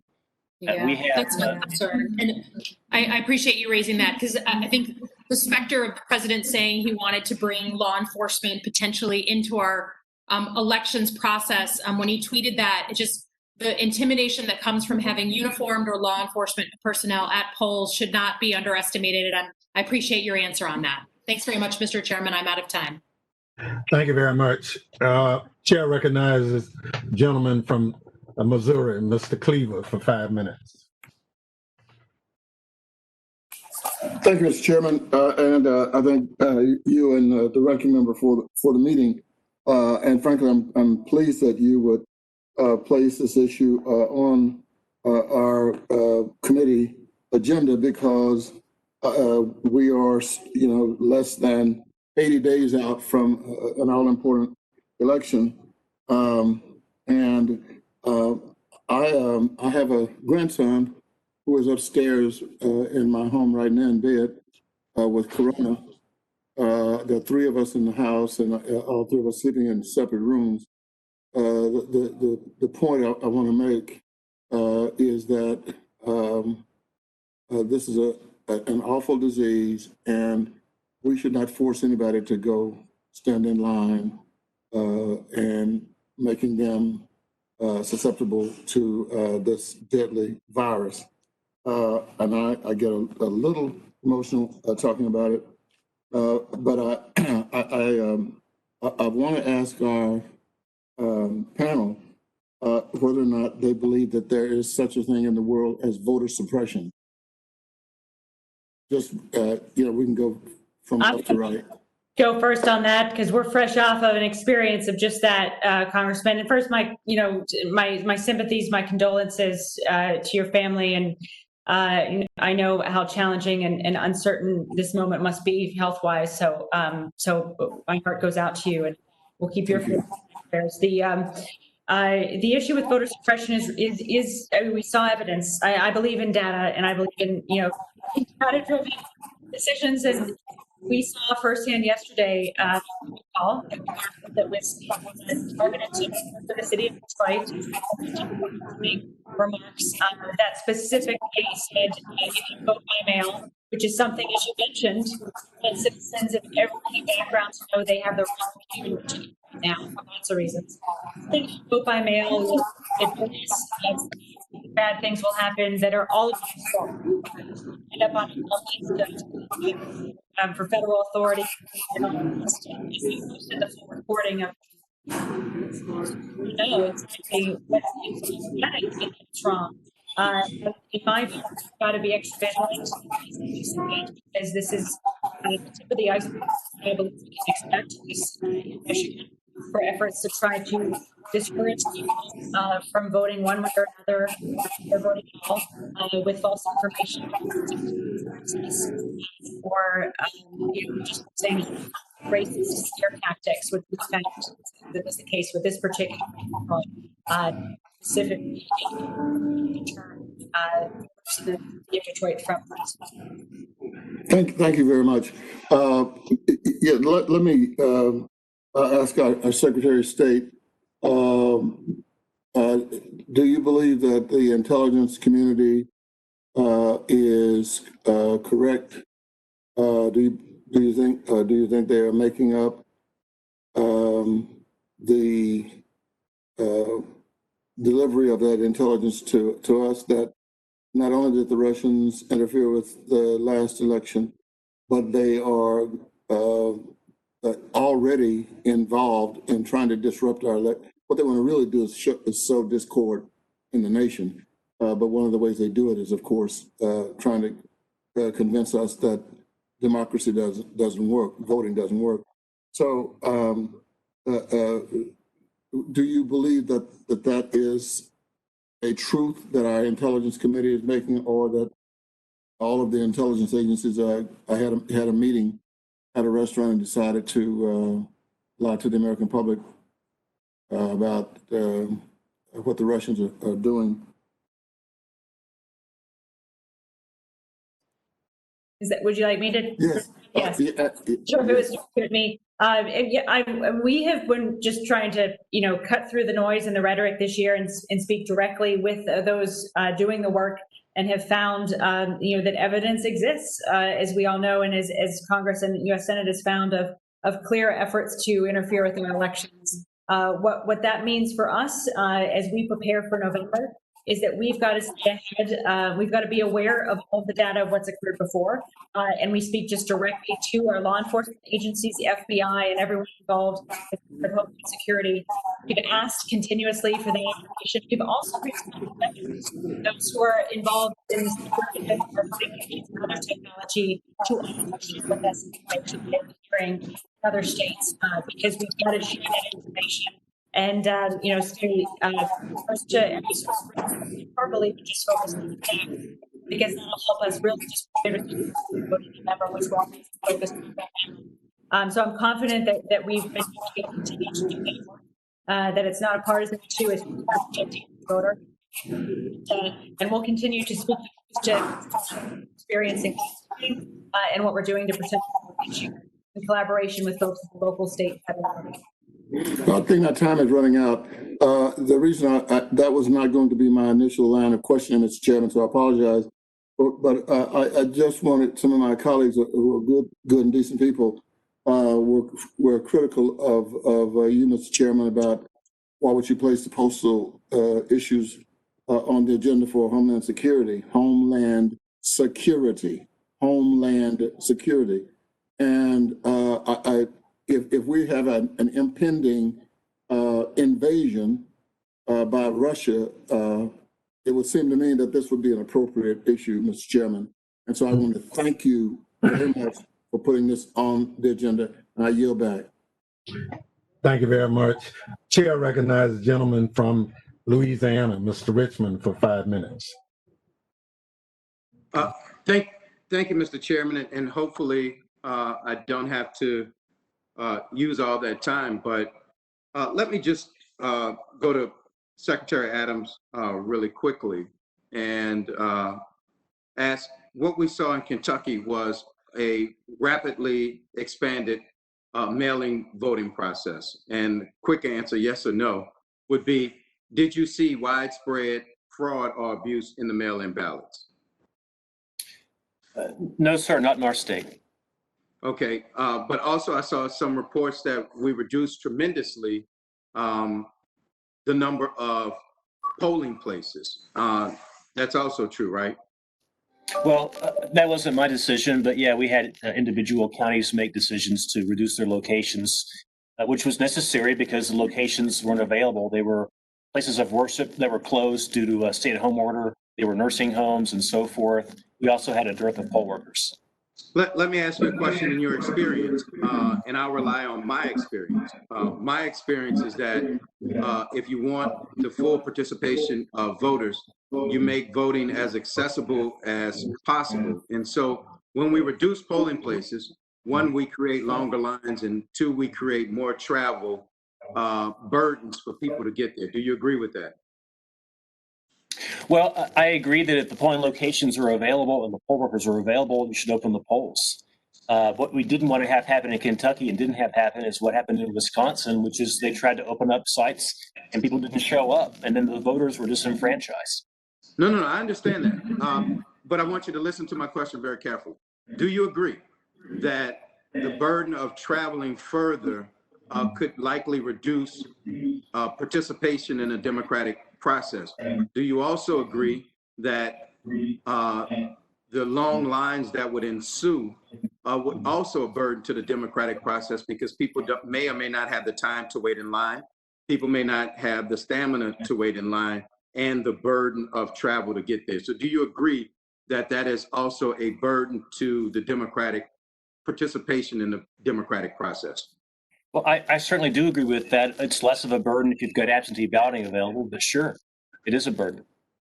Let me just jump really quickly to, and everybody can answer on this, just the ability of the federal government to help you, CISA, for example, in terms of making sure that your election is both safe, transparent, and that we have backup to ensure that the election results are what the people's will dictates. I'll represent that if I could, Congressman, and thank you for your service and your questions. I think in our experience, we've had great working relationship. The only challenge, and I think this is worth mentioning, is who hears first when there is a problem. Is it the local election official or is it the state? And myself and my colleagues have worked to kind of make sure the state knows about it when a vendor we use or when a local jurisdiction in our state encounters a problem. I think we've gotten a little bit better on that line of communication, but just so that you all know, that has been a consistent conversation we've been having nationwide among my colleagues and the representatives of CISA to make sure, again, that we know at the state level what's going on in our states. Got it. Let me, and thank you for that answer. Let me just ask one very quick question. And if everybody could answer yes or no, it would be very helpful. Have you, in your experience so far, seen any evidence or indication that Russia is trying to interfere in the election in your particular state?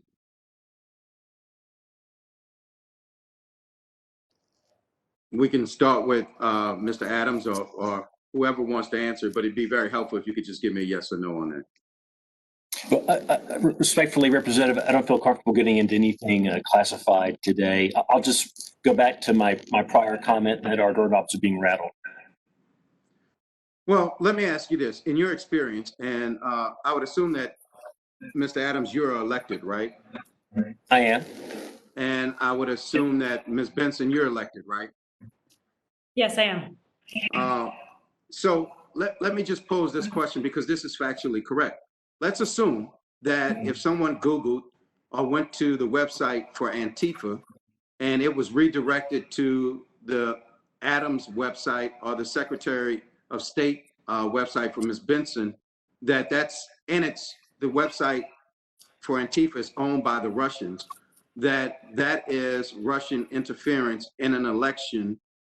So that is a factual basis. So if that was redirected to your websites, would you all personally view that as Russian interference in your election?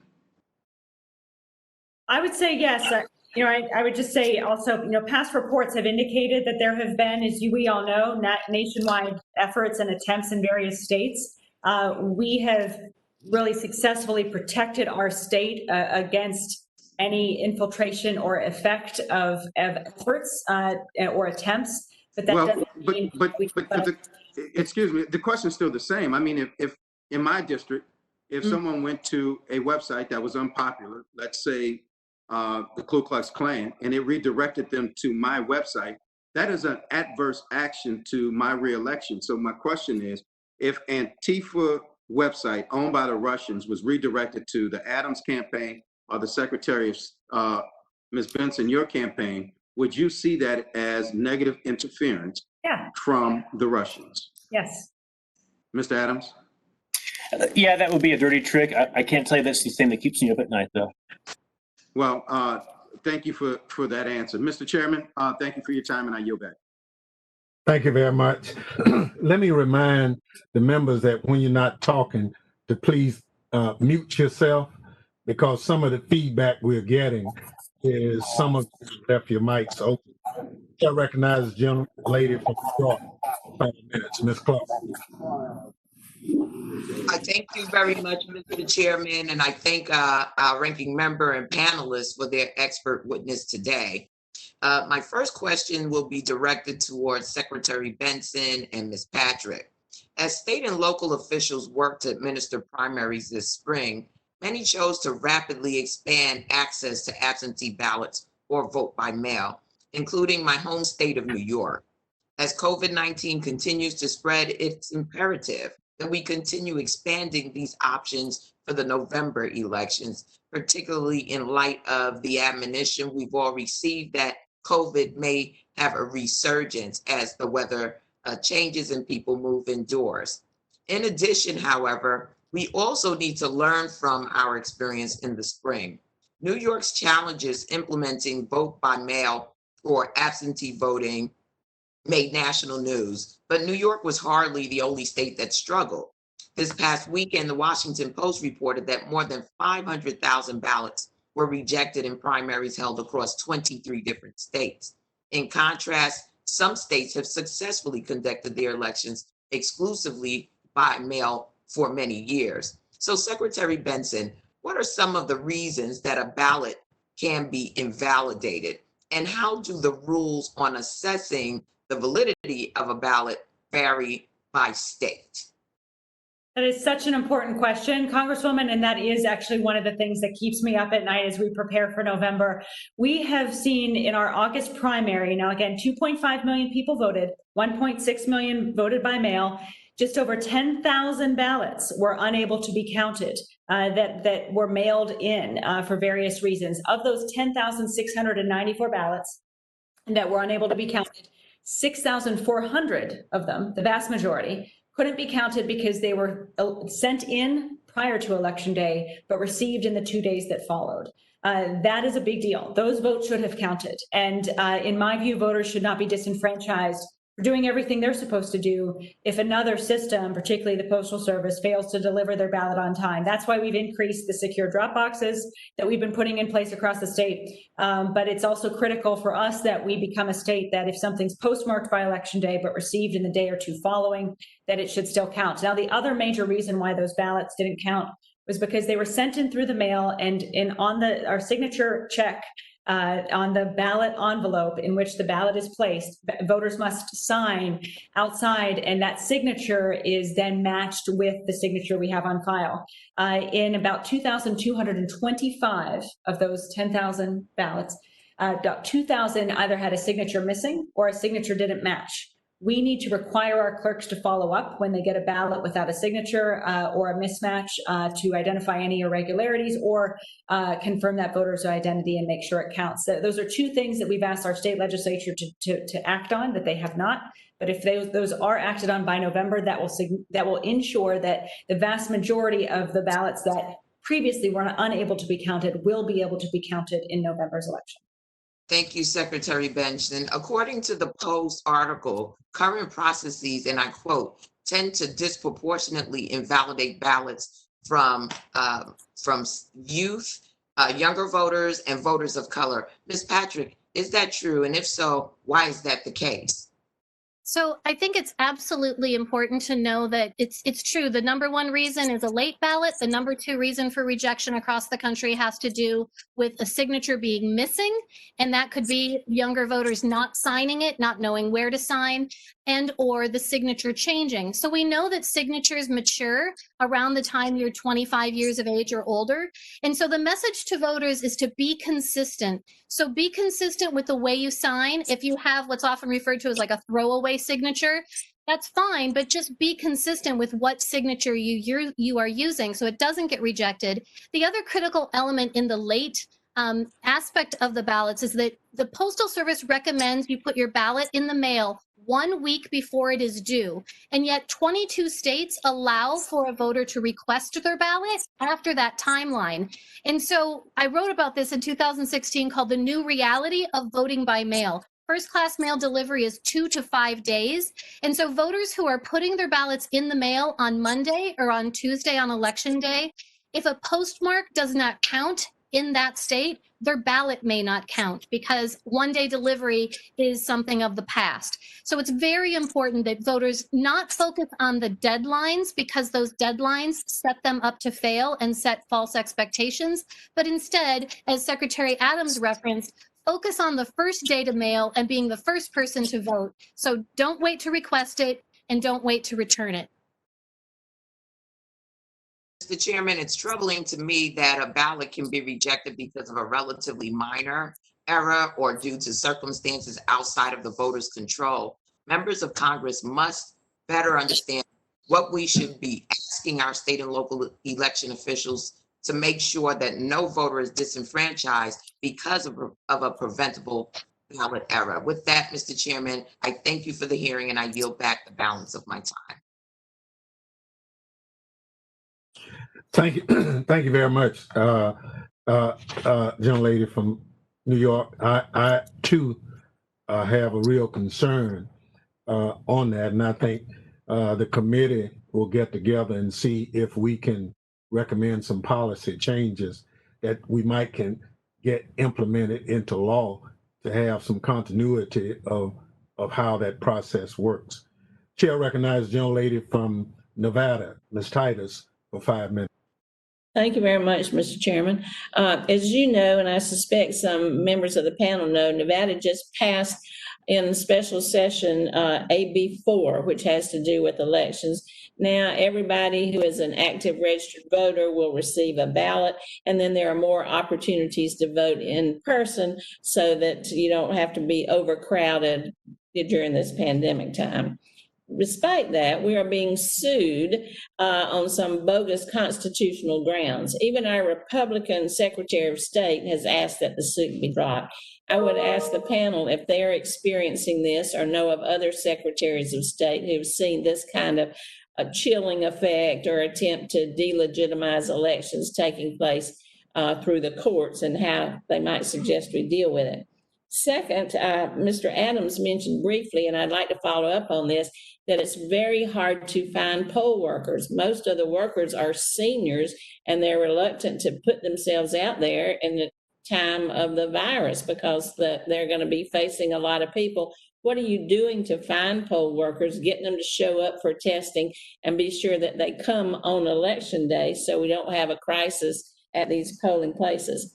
And third, many of the arenas around the country are saying, I think you've got State Farm Arena, Milwaukee, the Pistons, the Dodgers. Here in Nevada, we've got the new Raiders Stadium as a place for kind of a massive one-stop voting place on election day. Are there problems with that? Do you see that as a good thing? How can we make that work? Thank you. And I'll ask anybody who wants to respond. I'll jump in very quickly on the cases question because I know that the secretaries have answers for the other two, and that is there are currently more than 200 cases around election administration around the country. So the answer is yes, there are many cases around many options, whether it has to do with drop boxes or sending out ballots to all voters. And I'll add to that because I've been very much involved in the effort to enable sports arenas to be utilized in places where it makes sense to do so for election purposes. These could be for voting, for early voting, for as we're doing for Ford Field in Detroit. Ford Field, our football arena, will be a place where ballots are secured and processed and prepared for recounting at the end of the night. So in many ways, the sports industry is filling significant needs that democracy has this year in not just physical spaces and the need for more physical spaces to vote, but also people. And so we're proud that here in Detroit, and again, I've been a part of conversations nearly in many markets and election with election administrators around the country to to encourage our sports teams to also provide poll workers, give their employees the day off, and empower athletes to be voices for serving as poll workers. The More Than a Vote effort that LeBron James has led, that I've been an advisor on since its beginning, has really been a leader on both of these fronts.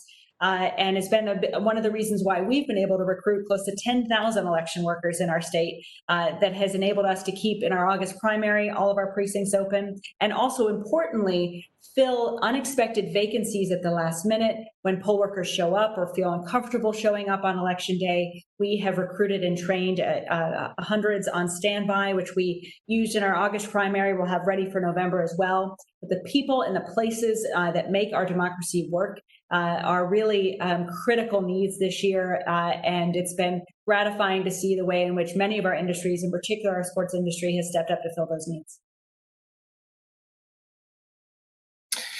Hi, Representative. So I'll try to get to all three of your questions if I have time. First, the sports venues are a great idea. We used those in Kentucky in our primary. We used Kroger Field where the University of Wildcats play football. We used our State Fair Center where we have our State Fair every year. It's a gigantic venue.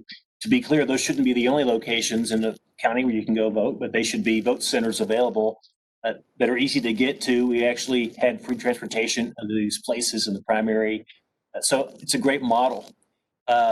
With regard to poll workers, after I won in November, I testified to the legislature. We had a crisis in getting poll workers. This is before anyone ever heard of coronavirus.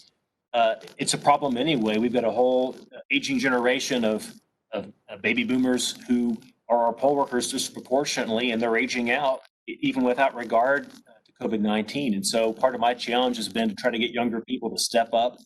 Millennials and my generation, Gen X, get them to be civic and community oriented and get them to volunteer as poll workers. We've seen some success from that. We've been very active in the messaging on that. We opened up a portal to volunteer to be a poll worker. We've found thousands of people already.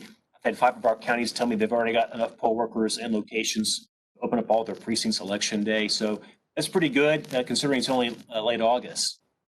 Your last point, litigation, I will tell you, I'm an attorney. I did election law professionally prior to coming to this office, and I've never seen a litigation environment like what we have this year. You see a lot of cookie cutter lawsuits around the country. I've been sued 12 times. I've been pretty successful so far, but I've been sued 12 times, primarily on the left side. You've got litigation from right-leaning groups, from left-leaning groups that are trying to get the election rules more to their liking. And look, if they've got a good argument, great, but I think that these things should be decided democratically. If a court makes up the election rules, I don't think the public will accept that. I think what worked so well in Kentucky is that we had a Democratic governor and a Republican Secretary of State working through the political process to write the rules instead of leaving it up to a judge to decide. Thank you, Mr. Chairman. Thank you very much. Chair recognizes young lady from New Jersey, Ms. Watson Coleman, for 5 minutes. I want to thank you very much, Mr. Chairman. This has been a very helpful and illuminating committee meeting, and I'm grateful to hear the testimony of all of our excellent witnesses, and thank you. It's shameful that we should have this much discussion right now, how to protect our vote from the shenanigans, particularly the undermining that takes place coming out of the president's mouth. We should all be trying to figure out in this emergency situation how to facilitate voting. New Jersey is one of those states like Nevada that made a decision to send ballots to active voters as opposed to the additional step of requesting a ballot and then getting a ballot. And we're also one of the states that's being sued. And that's a shameful expenditure of the president's power and his authority and resources. Doggone it, I'm angry. But here's a question I'd like to ask both of the secretaries of state and Ms. Patrick. Did both of you testify that you can process ballots that come in through early voting apparatus prior to election day?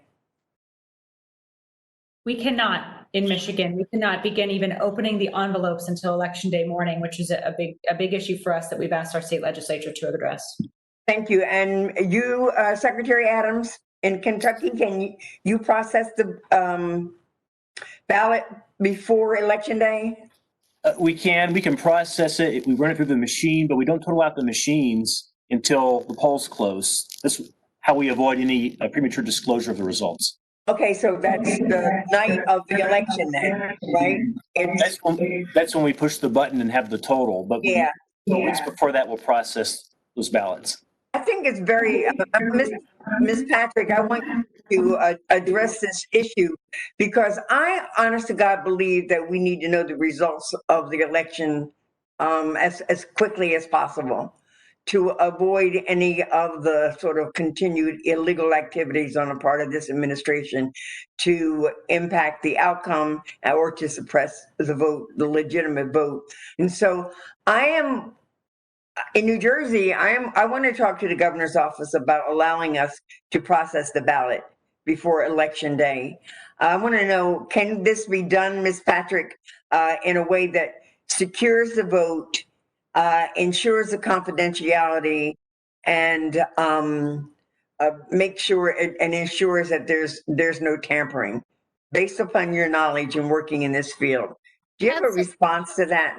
I definitely do. And I will say not only is it what the majority of the states do that process absentee and vote by mail ballots before Election Day, it's a best practice. And the Bipartisan Policy Center came out with the task force recommendations to allow states to begin processing those ballots at least 1 week in advance. And the majority of states do. So in reality, on election night, for most of the country, when the holograms start showing all the results, in the vast majority of states, those are in fact vote by mail, absentee ballots, early in-person ballots, and the few precincts that have come in right as the polls have closed, those usually come in later. So there are a handful of very critical states. Secretary Benson's is one of them. Pennsylvania, Wisconsin. Those are 3 states that do not allow the processing before Election Day. So we will not have those results until later if their states do not allow them to begin that pre-processing. Yeah, well, history tells us we'd like to hear those results as early as possible. Could you just answer the question about what are some of the mechanisms to secure the vote, to ensure there's no tampering, and to mitigate leaks that come out from those who are working in that process? I think that's very important for us to know. There are absolutely best practices established in the securing of the daily totals, because many places will start counting a week or 2 weeks in advance, and many places will have multiple tabulators. So you never accumulate all of those votes until the polls have closed and you're able to do so. Also, there are many restrictions, and CISA has been a great partner in explaining physical security of tabulation centers, the securing of the electric components as far as what those results are tallied onto every day.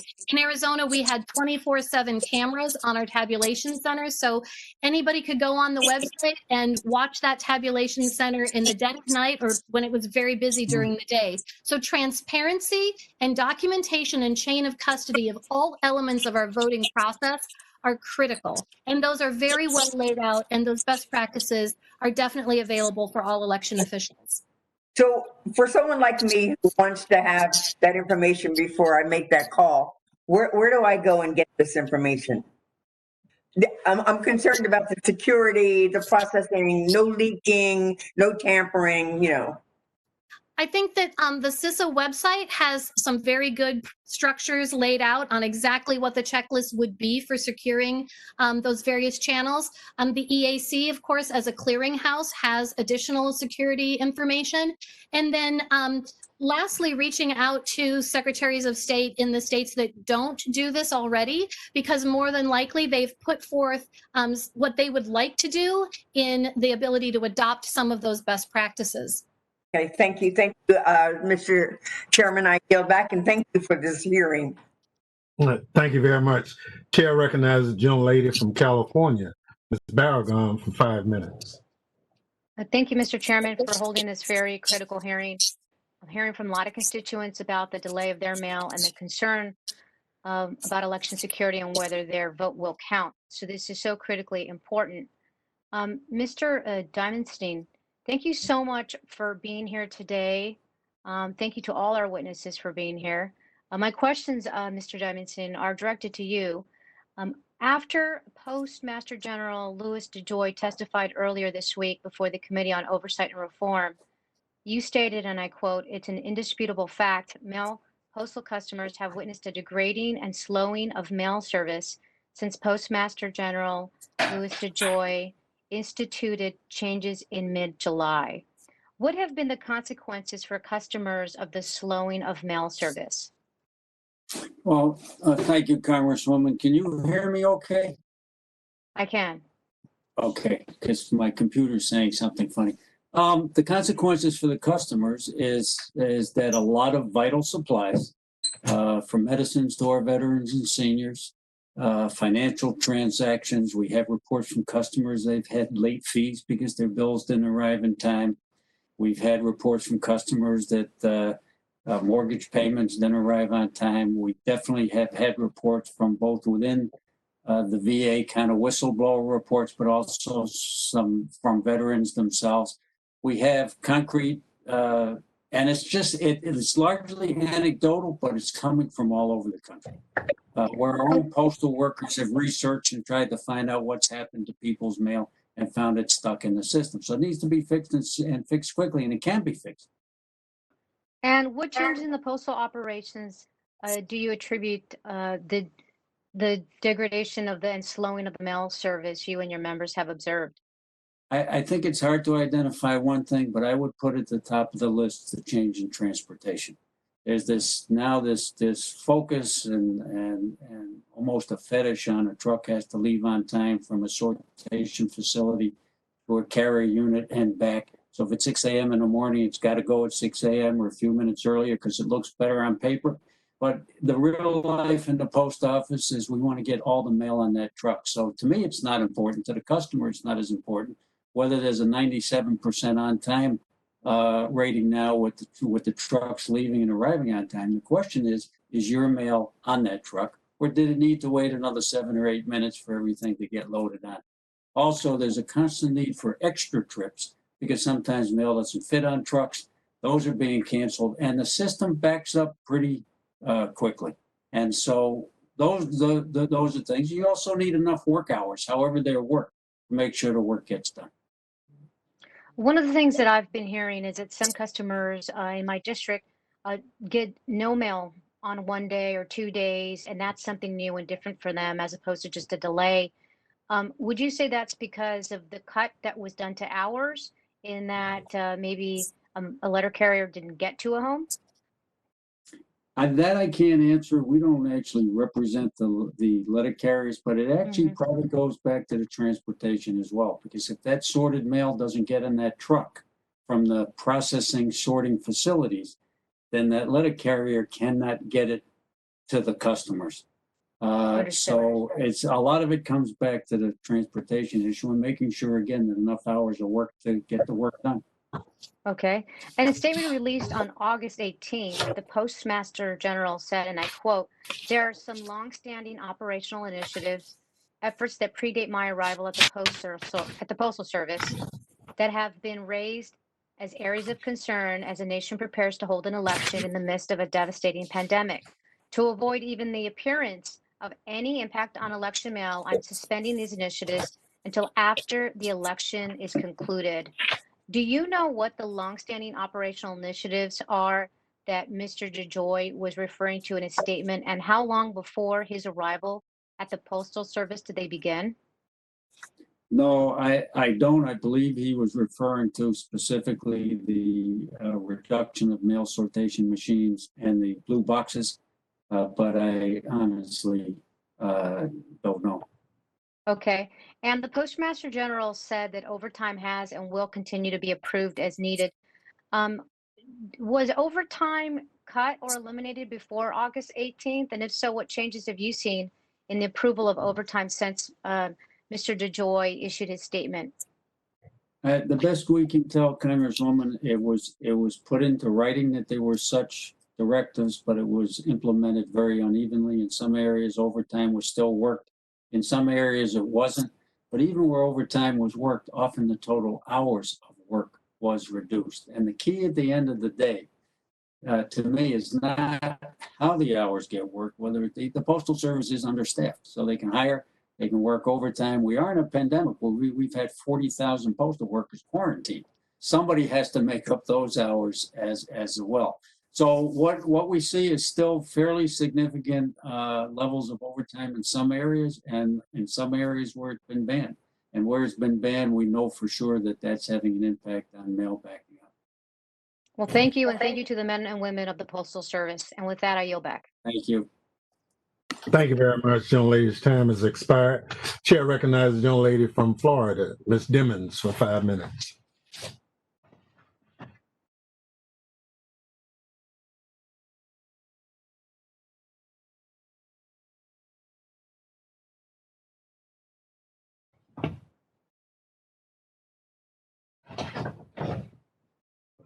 Is Ms. Dimmons on? Has she left? Ethan? Mr. Chairman, can you hear me? We got you now. Okay, let's restart the clock, please. Thank you. I want to say thank you, Mr. Chairman, and thank you to all of our witnesses. I just want to start here. The U.S. Postal Service, as we heard earlier, has a 91% approval rating. I think that sends a pretty strong message about the job that these men and women do and have done for a lot of years. But we're talking about today the Postal Service being able to do their job and voters being able to vote during a public health pandemic. I'm somewhat disappointed that it appears some of my colleagues on this committee seem more concerned about what American voters may do than they've showed any concern about Russia interference, past or present, in our elections. Based on the president's own admissions, as the chairman pointed out, I am totally convinced that this president is trying to undermine the 2020 election and sees the crippling of the United States Postal Service as a part of that strategy. And every member on this committee should be concerned about that. Ms. Patrick, there was a discussion earlier about disinformation. In your testimony, you identified the increasing role of philanthropies in analyzing election data and establishing best practices in countering misinformation. So to make sure that honest election information is moving forward. As you know, in the Election Security Act led by Chairman Thompson, it would require the president to create a bipartisan commission and a national strategy to protect U.S. democratic institutions against cyber attacks, influence operations, disinformation campaigns. Could you give me your opinion about establishing such a commission? Certainly. So I'm predisposed to appreciate commissions. I did serve on President Obama's Presidential Commission on Election Administration. And as long as the commission is put forth in a truly bipartisan, nonpartisan way, and that the members are selected because of their expertise and not because of who they maybe know, that's the real key to that sort of a commission. So when we had the PCEA, we came out with a report, and often these commission reports just sit on a shelf and grow dust and get dusty. But because of the members of the committee, because the recommendations were practical and actionable and held everyone accountable, whether it was something that the federal government needed to do, the state government, or something that in fact a local official could pick up and implement on their own volition. It was very, very well received. And to this day, I think many of the recommendations we suggested are in fact why we're in a better place than we were, so many years ago, or not that many years ago, rather. So I think as long as the members of the commission are bipartisan and bring expertise. Thank you so much, Ms. Patrick. To Mr. Dimenstein, there is, a lot of the discussion centers around the timely delivery and return of ballots if we're going to be able to make this work. There were some challenges during the primary. If we're going to be able to make this work during the general election. On the one hand, some postal service encourages states to send ballots at the first class mail rate, others at the marketing mail rate. But the bottom line is, I know there has been discussion about getting the ballots returned as quickly as possible. Some have even talked about election mail logos that would clearly identify ballots that needed to have a priority status. Could you talk a little bit about what is actually going on the ground and what direction you have been given or your workers have been given from the U.S. Postal Service as it pertains to this issue? Well, I think the most encouraging sign is that new Postmaster General under oath before Congress did commit that all ballots will be treated as first-class mail, no matter what rate of mail they're mailed at. That's an encouraging. He did commit that, and you're right. That's encouraging. What was the practice? Yeah. He just had that hearing a few days ago. What has been the practice on the ground as it pertains to ballots and their first class? We ballots. You know, the Postal Service doesn't run elections. The states do. So the Postal Service does try to work with states on ballot design. That helps a lot. They try to work with states on using intelligent barcode systems, which tracks a ballot to the voter, back from the voter. So that's where you have to have the resources from and the commitment from the national leadership of management at the Postal Service and the relationship with the states that some of the secretaries of state have testified to. On the ground, once the ballots start falling, then you have to have good training of the employees, the people that we represent and the other postal unions do. Have you seen any directives from the Postmaster General since his hearing last week or this week? No, we haven't gotten any directives yet, but we do have a joint task force with the 4 postal unions and postal management on this very issue that I think has its first meeting on September 3rd or somewhere thereabouts. So we're going to be very proactive as postal workers, because we've always moved heaven and earth to make sure those ballots get there on time. And thank you so much, Mr. Chairman. I yield back. Thank you. Thank you very much, and I thank the witnesses for their valuable testimony and the members for their questions. Let me also say to our witnesses, you have been very, very enlightening to the members as well as the public about the confidence in our election system, that this system of picking our leaders is so important to our democracy. And I want to personally thank you for you sharing that system of election is a system where local people participate, local individuals work the polls, and for the most part, our system of mail-in balloting works, and all that we've been hearing from the White House and other places about how wrought with fraud and abuse this system is, the testimony today reflects just the opposite. So part of our oversight responsibility is to get to the facts. And again, I thank you for helping us pursue accurate information.